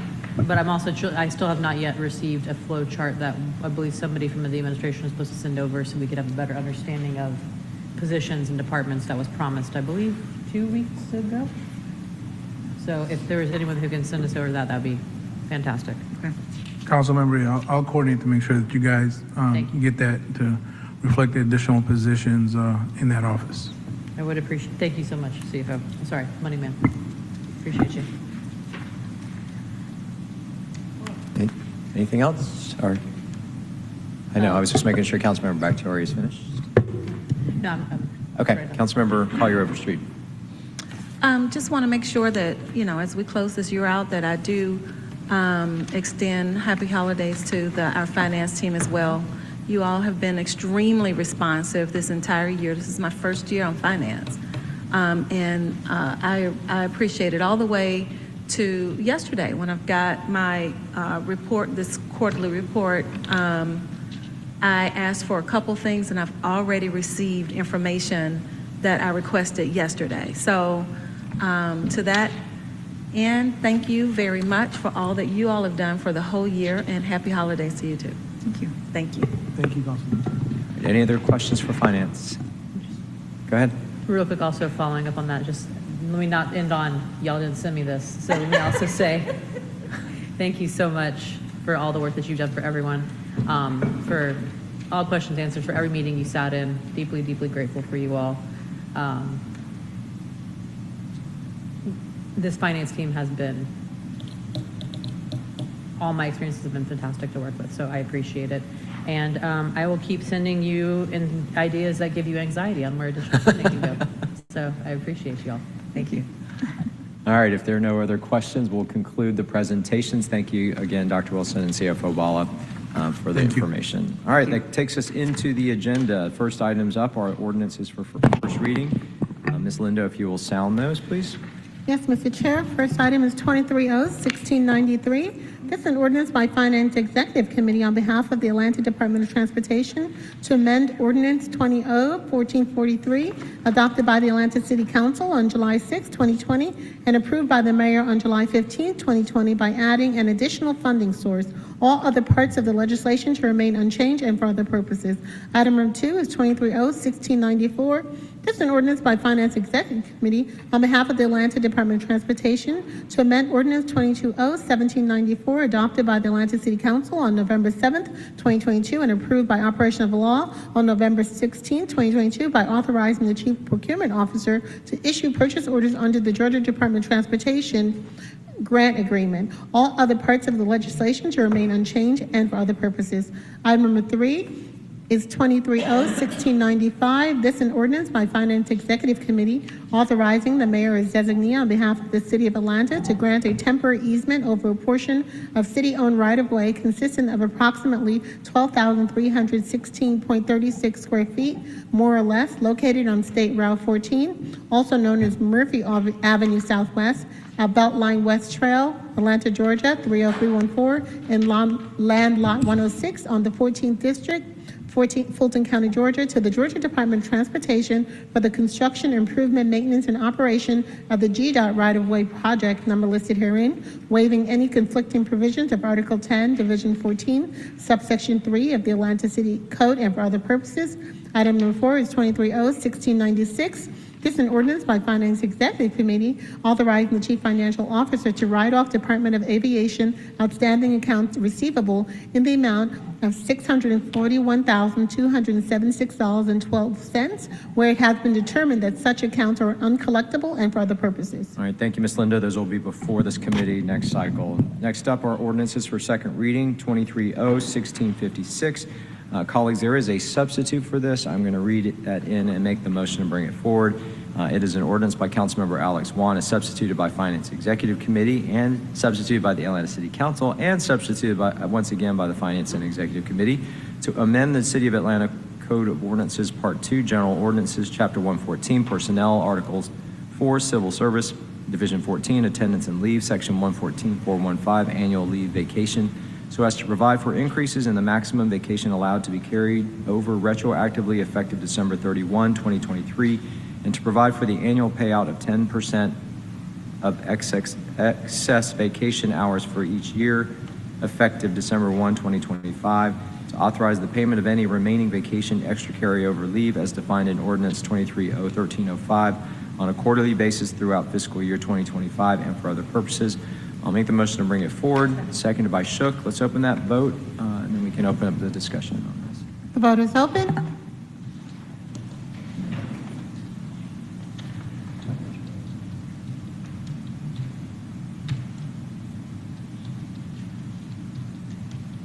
Will everyone please vote?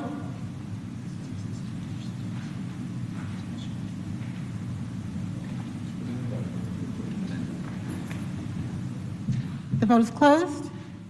All right, 7 yeas, 0 nays, motion carries. The substitute is before us. So CFO Bala. I thought, or is Commissioner Smith here? All right. While you're walking down, colleagues, we're going to need to amend this one more time. The new schedule per the substitute has just 25% across the board for all the time periods versus stepping it down to 10%. So the caption should reflect that as well. Let me go ahead and just make that amendment. I'll move to amend to make it 20. No, it shouldn't. Okay, never mind. Okay, I'm not going to amend it. Commissioner Smith, I'm going to give you the floor. Sorry. I was going to yield to CFO Bala because there were some discussions with administration when I was out. So if we can come back to this item by chance, Chairman? Okay. Because it's my understanding there were some changes in the rate, the percentages. So I just wanted to make sure I don't want to misspeak. Yeah, I know that he stepped out. All right, so with that, if there's no objections, we're going to put this to the side until CFO Bala comes back. And we're just going to try and crank through the rest as much as we can until he does return. Okay, if someone from finance can just please reach out. I'll reach out. There he is. All right. We're going to bring it back to the, we just read in the paper on the vacation carry forward, and we're waiting for you to comment, and then we'll go from there.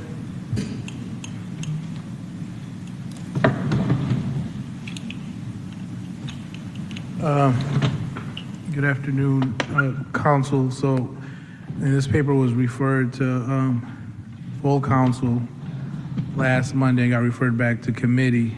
There were some additional questions and discussions that needed to be had. So I think our initial kind of stance was to get ahead of what would be an impeding cliff for use it or lose it. So employees should know that the city's policy is a use it or lose it policy that does not allow for excess carry forward of leave without the action of council. So there was 3 papers prior to this one that extended use it or lose it. It really said, you have some use it or lose it time. We're going to give you a little bit more grace to utilize that use it or lose it time. And each one of those papers gave about an additional 20 days of use it or lose it time, so that if you look at those in total, there should be a maximum of 60 days in the vacation extra carry forward, which is roughly 480 hours. Those has been extended by council, and the last extension extended that to June 30th of 2024.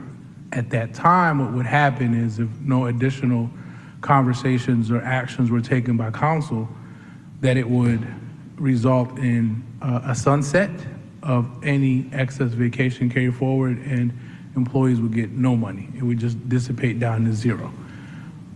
So we coordinated and discussed about what would be the right kind of strategy to incentivize employees to take the much needed vacation, but also do something that is fiscally attainable. What we were also seeing is that operational kind of impacts in terms of people taking a lot of leave at once, or people deciding to leave the city and just getting paid out for whatever additional days that they have on their leave balances. So we worked really in tandem and in detail with coming out with a structure that was in the best interest of the city of Atlanta, as well as by its taxpayers and ratepayers, as well as the spirit of the code, which is a use it or lose it code by design to make sure that employees are taking the necessary leave that they need to. This was, again, precipitated through COVID, when a lot of employees were working from home. During that time, we did see a considerable spike of both excess vacation carry forward as well as FFCRA. We dealt with the FFCRA balances, and now we are in the process now of coordinating and working with the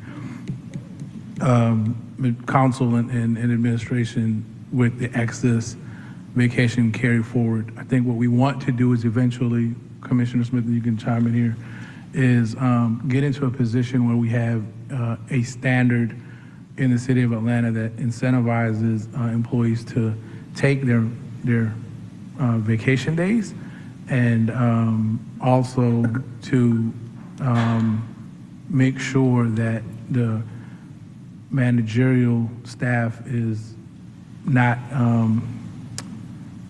necessarily overextending employees as well. Agreed. So go ahead.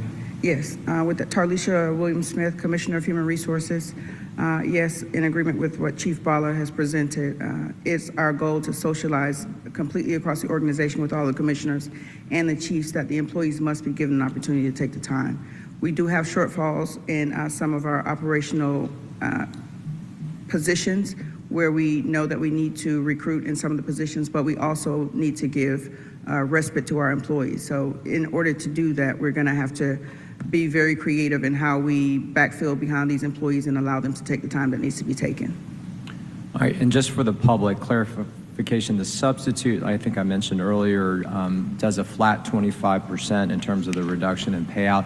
The previous paper had it stepping down from 25, 15, 10. And the other change in this paper is that the effective, Bala may have said this already, but the effective date is July 1st, 2024 versus an earlier time that was in the previous paper. That is correct. So the substitute does two things. It extends the time in which employees can utilize the excess vacation carry forward by an additional quarter, kind of tightly fits in with fiscal year 25 entirely, which is a plus. And it also has a 25% payout per quarter as it diminishes. Right. So the total payout would be 25%, just like FFCRA. Yeah, and just for everyone's, there is no change though in the increase in the number of carry forward maximums. Right. I think that was one other lever we could have pushed, but that was one that did not get adjusted in this, Right. But could down the road if we ran into operational hardships on this. Absolutely. Okay. Are there questions or comments from my colleague? Oh, yeah, sorry. Ms. Ms. Robinson, sorry. Good afternoon, Amber A. Robinson, City of Atlanta Department of Law. Actually, this paper does increase the carry forward maximums, but it begins for 2025. The original. This is a substitute of the original paper, so the only changes to this paper concern what the Chair Juan has described for the vacation extra carry forward. The adjustments to the code concerning the adjustments to the carry forward in the future beginning in 2025, as well as the payout of 10% of what will be taken beginning in December 2025 remain. Those were always in the paper. They have not been adjusted in this substitute. Yep. I gotcha. I have a question. Is there a sunset date? We have no sunset date. It is now. I just wanted to confirm because I know there have been changes. So I'm just. Yeah, it's in line. It's pushed. Everything's pushed a quarter out. It's a quarter out from the original paper, so that it would be. The original paper was December 24. So we're moving to, because I know the code change, Ms. Robinson said it's taking effect on 2025. So, I'm sorry, the code will be amended such that the changes to the code will be effective December 1st, 2025 to allow for increased carryover, as well as the payment of the 10%. The last payout date, Commissioner, would be on the July 1, 2025. So it's 4 quarters. It'll start July 1, 2024, and October 1, 2024, then I just wanted to make sure that we're clear because we have to do the configurations and it's going to be. I do want to also say that the increased number of carryover hours in the amendment to the code I misspoke, will actually occur beginning this year. There's the retroactivity for the increased hours, but the payout of the 10% will not begin until December 2025. The payout schedule of the vacation extra carryover will begin in July of 2024 and run throughout fiscal year 25. Commissioner, did that answer your question? Yes, I For now, think we right? will just convene a meeting offline to make sure that we're all clear, so the configuration is done correctly. All right, are there any questions or comments from my colleagues? All right, I'm going to open it up. Ms. Pagnotta, I said that I would give you a chance to speak because I did want to make sure that we heard from the unions on this as part of our deliberation. So Ms. Pagnotta, you have the floor. Do I repeat? Gina Pagnotta, President of PACE. I am totally confused. I have no idea what you're talking about. I hear this, I'm confused. And this comes about when I complained about not being at the table on the onset, so we understand where you're going with this and what we're asking for. I don't hear anything from Lieutenant Murphy said, what we're saying from the members. We had a town hall meeting by teams. About 91 of our members showed up on teams. And we told them about what was going on.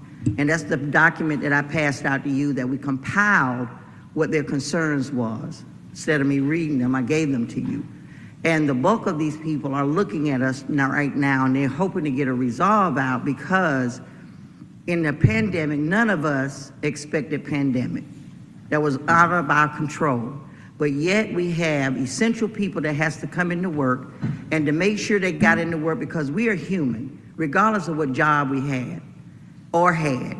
And these people were afraid and scared. People were dying, family members were passing. They didn't want to come in because we still didn't have what we're gonna do of protecting ourselves when we came in. You remember all of that, the shields, the platforms putting up, the mask wearing.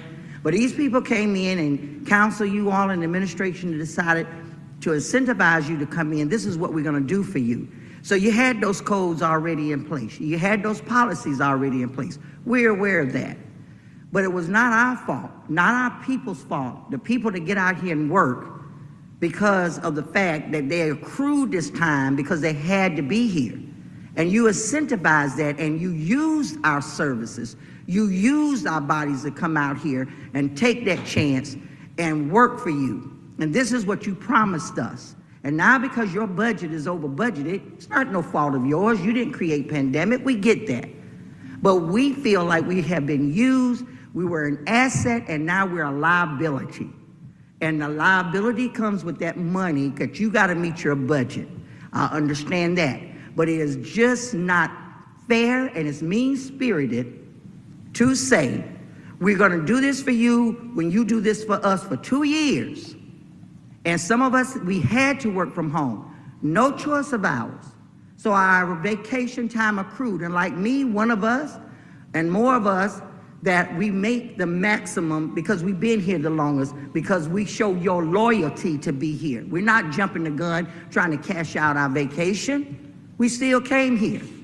But I guarantee today, depending on what your decision is, if we can't get some win-win here, other than we buy you out at 25%, use or lose it, whether it's 24 or 25, these folks are already saying to me that by that second quarter, you can forget them. They're leaving.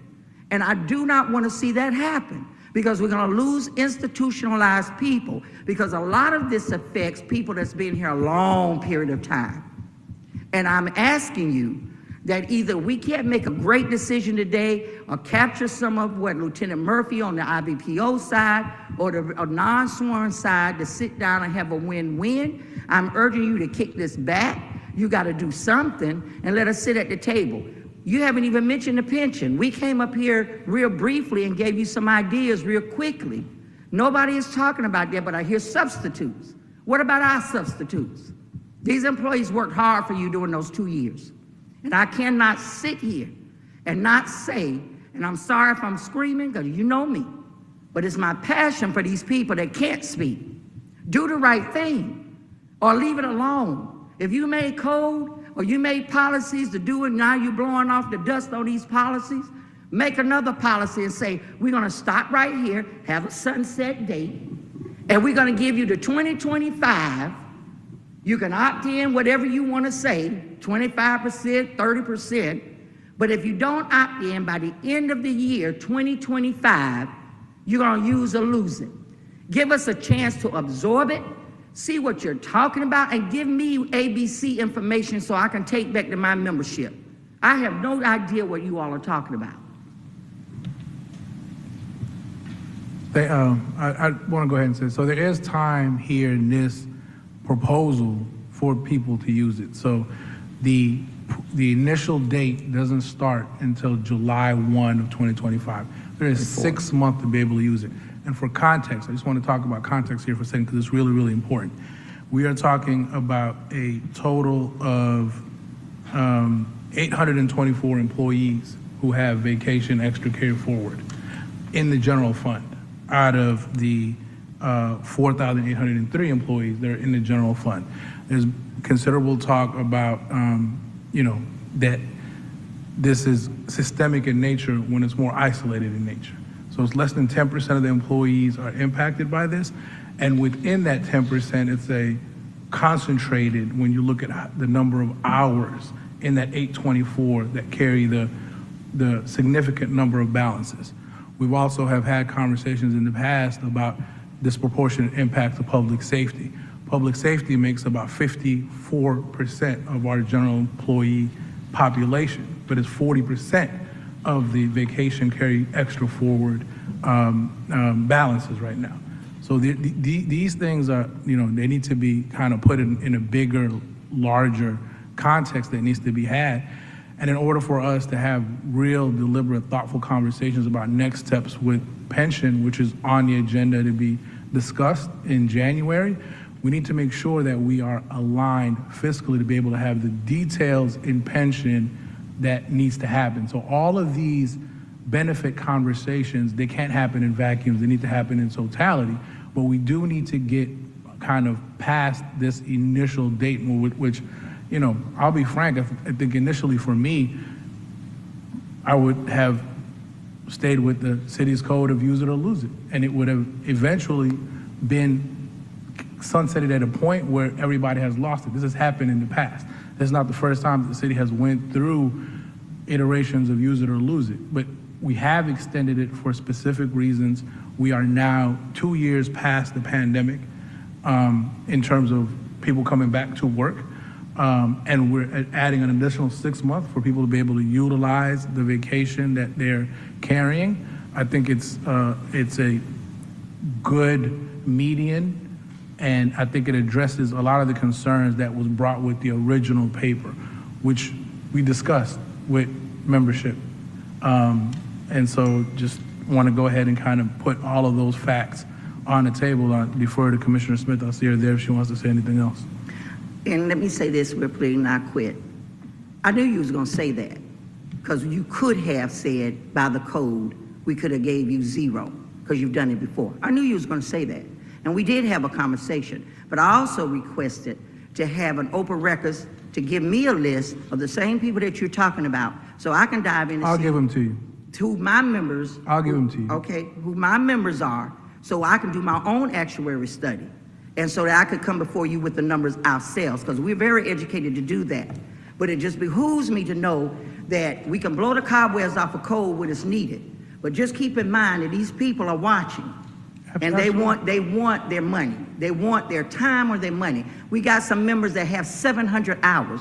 Can they take those 700 hours by now in July? No, they can't. 700 hours. And not just one, we have several. And so we would probably need to have a conversation about that, because 700 hours exceeds the 60-day max that was allowed by council. The 60-day max is 480 hours. So then we also have to look at why is there 700 hours? How did that happen? These are discussions that we need to have, and Ms. Pagnata, me and you have a great relationship. We talk all the time. I always answer your phone. I always give you whatever information that you need, and you know me very well. You know me to be transparent. You know me to also advocate for what's in the best interest of the city. So this is eventually going to be a policy decision, but I've kind of put the facts as I see them to be in front of the city council. Commissioner, you were going to respond? Yes, and hopefully we can wrap this part of the conversation up. There are a lot of moving parts continuously with this particular document, and we've taken a stab at it, like we said, 3 different times. We're going to have a challenge at the end of it, no matter what. And we did socialize it with the unions, but there was an additional change. If there's any outstanding information that's being requested, of course, Chief Bala said he'll provide it. My office is willing to provide it. But I don't know where the happy space will be at the end, because at some point, people are still going to lose hours. And we don't want that, but eventually, you know, working through the discussions that we have to have with the commissioners and making sure that employees are afforded the opportunity to take the time, that's one thing. The configuration is another issue, and we need to make sure that with the configuration, we have the proper time, because we initially had this on a calendar year, and if that's changing, that creates another challenge for us in the middle of a lot of other things that we're doing. So we're gonna reconvene offline to try to figure out where we can go to resolve it, but we cannot keep kicking the can down the road, because we're going to continue to increase the liability, because the longer we wait, the more hours accrue. So at some point, we're going to have to find the bright line and make a decision as to where we're going to go from there. And again, I don't mind sitting down with the unions again, but we've socialized it. But if there are going to be changes, fair opportunities given for them to see it. But I'm telling you, before we come back, we're going to have similar issues because of, you know, the length of time that's taken place and the fact that we are not code compliant at this time. All right, thank you. I did say that I would afford Lieutenant Murphy a chance to speak to this as well. And it's Murphy, right? Murphy. Okay. You have the floor. I agree with Commissioner Smith. This is going to be an ongoing issue, because as a police officer, we never work from home. We are always in the field. It's difficult for us to take off, as you all know, due to the events, due to pandemics, due to protests. As a manager and a commander of a unit, I have to limit my books to make sure I have enough officers on the street to protect the citizens of Atlanta. So again, I agree, it's going to be an ongoing issue. So that's why earlier I spoke of a way that we could do it and moving forward and be able to make sure that the officers and firefighters and everybody are able to still use that time, whether it's putting it on the back end, because if my officers, if I go in tonight and I have 6 officers request off, I'm not going to be able to give all 6 officers off. Of course not.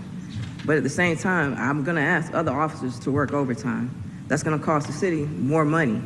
So I agree. We just need the opportunity to come up with a solution, and we are willing and more than open to discussing when the pay study comes out. Let's put it towards the retirement. Let's get the years of service down, and let's work towards that goal, because we can't leave the streets. We can't leave the citizens unprotected. And we have to close the books. We have to limit the amount of people that can get off. We have to cancel off days. We have to work 12-hour shifts.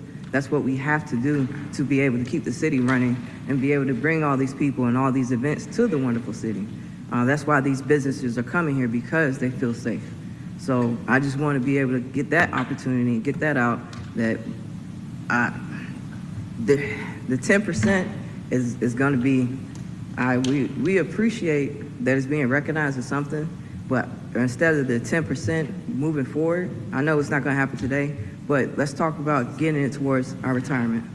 And I wanted to be transparent. I definitely hear that 100%. And I think Councilmember Hillis did, me and him had that conversation. And there will be a revisit to what the codified structure for the maximum allowed days looks like. Okay. And because we have time to work on that, that can come in a more deliberate, thoughtful conversation of what the code should really say, right? So that the code matches the operational intent of the city, so that if there are gaps operationally, it should be addressed within the confines of the code. And I look forward to kind of having that deep discussion. That can still happen. And the council member mentioned that he intends to have that deep conversation, that deep dive, to come back and say, what does the use it or lose it structure for the entire city of Atlanta look like? I mean, we've took an attempt to increase it some days now, but I anticipate that is definitely something that the council member wants to address with the employees as well as the city. So I'm ready to have that conversation too. Okay.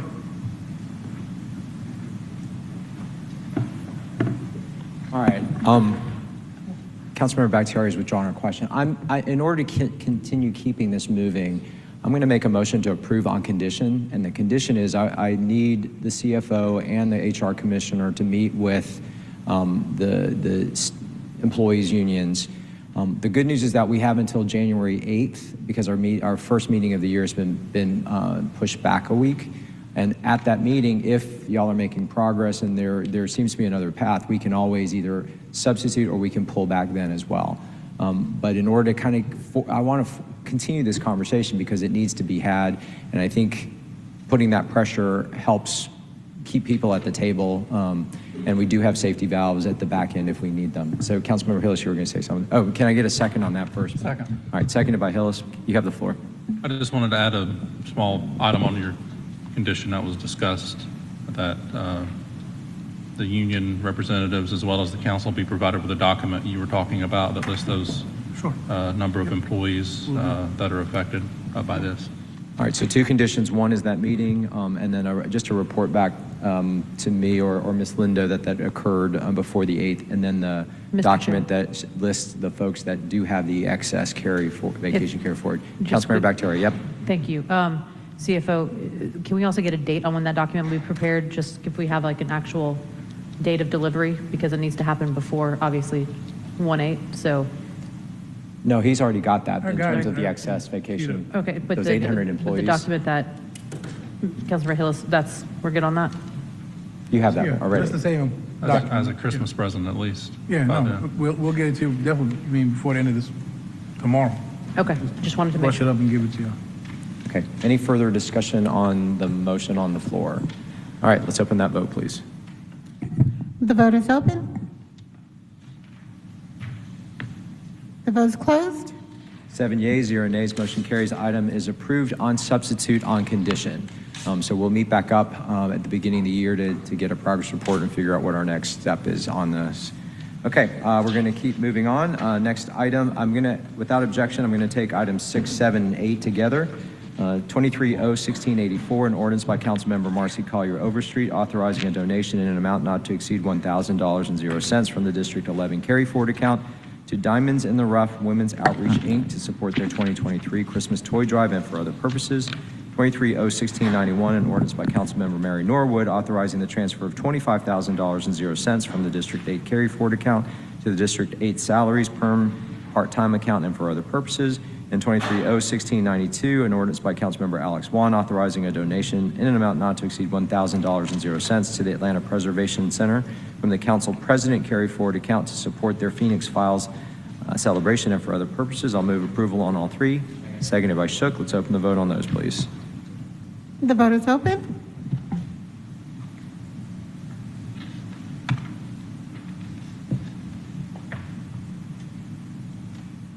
The vote is closed. 6 yeas, 0 nays, motion carries. Those three items are approved. Takes us to resolutions. First one is 23R4550, a resolution by council members Jason H. Winston and Howard Shook authorizing the mayor as a designee to execute special procurement agreement blank ATL Channel 26 broadcasting system upgrades with blank on behalf of the executive office pursuant to section 21191.1 of the City of Atlanta Code of Ordinances for a term of 3 years with 2 one-year renewal options in an amount not to exceed blank. All contracted work will be charged to and paid from the fund department organization and account number listed herein and for other purposes. I'll move to hold. This paper is not ready yet. Seconded by Winston. Let's open that vote, please. The vote is open. Will everyone please vote? The vote is closed. 6 yeas, 0 nays, motion carries. That item will be held. Colleagues, without objection, I'm going to take the next two together. Both will require substitutes, but the action will be the same. The first one is 23R4650, resolution by Councilmember Alex Wan, as substituted by Finance Executive Committee, authorizing the Commissioner of the Department of Watershed Management to adjust water and sewer service charges on certain customer accounts in accordance with Atlanta City Code Section 15428C1 in an amount of $180,574.06 and for other purposes. And 23R4651, a resolution by Councilmember Alex Wan, as substituted by Finance Executive Committee, authorizing the Chief Financial Officer to refund a customer for overpayments to water and sewer accounts in an amount of $19,880.86. All funds to be charged to and paid from the fund department organization and account numbers listed herein and for other purposes. I'll move to bring both substitutes forward, seconded by Shook. Let's Let's open that vote, please. The vote is open.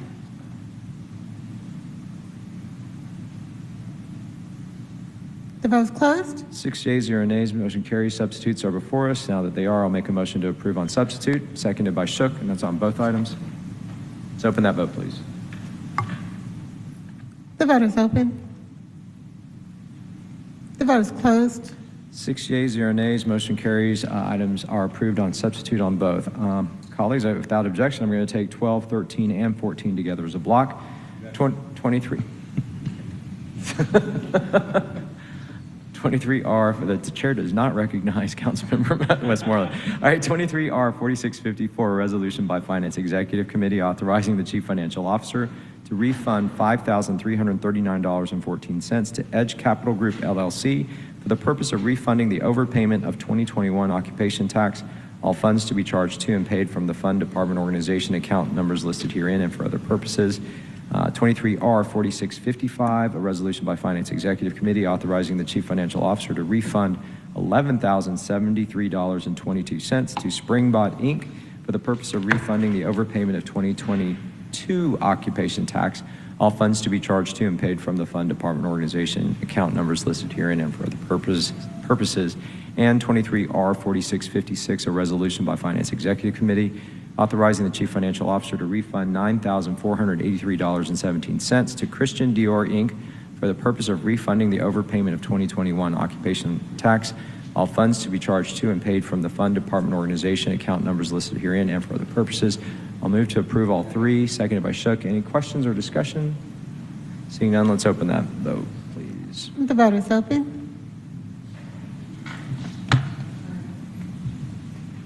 The vote is closed. 6 yeas, 0 nays, motion carries. Those three items are approved. All right, it takes us to dual referreds. We have one from Transportation, that is 23O1690, ordinance by Council Members Dustin Hillis and Byron D. Amos, authorizing the Chief Financial Officer to accept proceeds from the Atlantic Station Tax Allocation District, TAD Fund, on behalf of the Atlanta Department of Transportation, and to anticipate and appropriate the Atlantic Station Tax Allocation District Fund proceeds in the amount of $3,950,000.00 into the Atlanta Department of Transportation's Howell Mill 14th Street Marietta Street Transformation Project account for the Howell Mill Complete Streets Project and for other purposes. Came out favorable from Transportation. I'll make the motion, seconded by Hillis. Let's open that vote, please. The vote is open. The vote is closed. 6 yeas, 0 nays, motion carries. Item is approved. All right, that takes us to papers from held. We have two of them coming off. First item is 39, which is 23R 4251. There is a substitute for this that changes the caption. It's a resolution by Councilmember Andrea L. Boone, as substituted by the Finance and Executive Committee, authorizing the mayor or his designee to execute contractual agreements for RFP number listed, Employee Benefits 2025, with A, Anthem for self-insured medical and drug, B, Kaiser Permanente for fully insured medical and drug, C, United Healthcare for Medicare Advantage Prescription Drugs Plan 1, D, United Healthcare for Medicare Advantage Prescription Drugs Plans 2 and 3, E, Kaiser Permanente for Medicare Advantage Prescription Drugs Plan 4, F, Cigna for dental self-insured DPPO plan, G, United Healthcare for dental fully insured DHMO plan, H, United Healthcare for vision plan, I, Anthem for life, AD&D insurances, J, Aflac for individual short-term disability, K, Cigna for group accident insurance, critical illness, and hospital indemnity plans, L, Anthem for FSA, healthcare, and dependent care, and M, Anthem for COBRA and retiree billing on behalf of the Department of Human Resources for a term of 3 years with 2 one-year renewal options beginning January 1, 2025 through December 31, 2028 in an amount not to exceed $595,064,040.00 to be paid from accounts listed and for other purposes. I'll move to bring it forward. Seconded by Shook. Let's open that vote, please.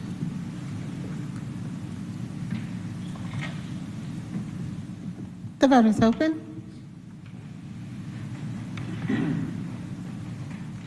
The vote is closed. 6 yeas, 0 nays, motion carries. Substitute is before us. Commissioner Smith, if you'll tell us about the substitute. Thank you, Chairman. Substitute comes before not only to correct the dollar amount, but make everyone aware that it is a 3-year contract with 2 annual renewals, but based on industry practice with insurance, we will have to come before you every single year for rates. So we just want to make sure that that was clear moving forward. And the current amount is an estimate. We will be able to receive information from the vendors giving us actual numbers after they have claims history, which doesn't come before March in each calendar year. So we will have that information and rates for council to review well in advance of the year that we make the request. All right. Questions for the commissioner? Seeing none, I'll make a motion to approve on substitute, seconded by Shook. Let's open the vote, please. The vote is open. The vote is closed. 6 yeas, 0 nays, motion carries. Item is approved on substitute. Thank you, Commissioner. Thank you, and the final paper is number 43, 23R 4555, a resolution by Councilmember Alex Wan urging the 2023-24 regular session of the Georgia General Assembly to support the City of Atlanta's 2024 legislative package and for other purposes. I'll make a motion to amend to attach the legislative packet, seconded by Shook. Let's open the vote to amend, please. The vote is open.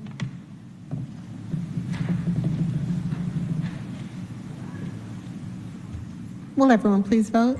The vote is closed. 6 yeas, 0 nays, motion carries. Item is approved is approved as amended. No. Oh, is now amended. I'll make the motion to approve as amended, seconded by Hillis. Let's open the vote, please.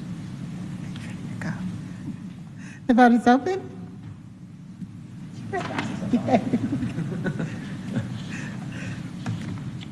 The vote is closed. 6 yeas, 0 nays, motion carries. Item is approved as amended. That takes care of all of our legislative items, right? That's correct, Quick Mr. Chair. announcement. City Council will be on recess beginning Monday, December 18th through Friday, December 29th. Next council meeting will be held on Monday, January 8, 2024. And my final comment, I just want to take a moment of personal privilege. It has been a great 2 years serving as your committee chair. I appreciate the opportunity. We've gotten a lot done, had a lot of great conversations, and look forward to Shook's leadership in 2024. Y'all get ready. Any other comments for the good of the order? Councilmember Shook. Yeah, the chair's done just a great job, which we knew he would do. And he will be back. And it's already vice chair, so I'm going to make sure he doesn't go too far. All right, any other comments? Motion to adjourn post All right. haste. All right, there's a motion to adjourn post haste. It's non-debatable. We stand adjourned.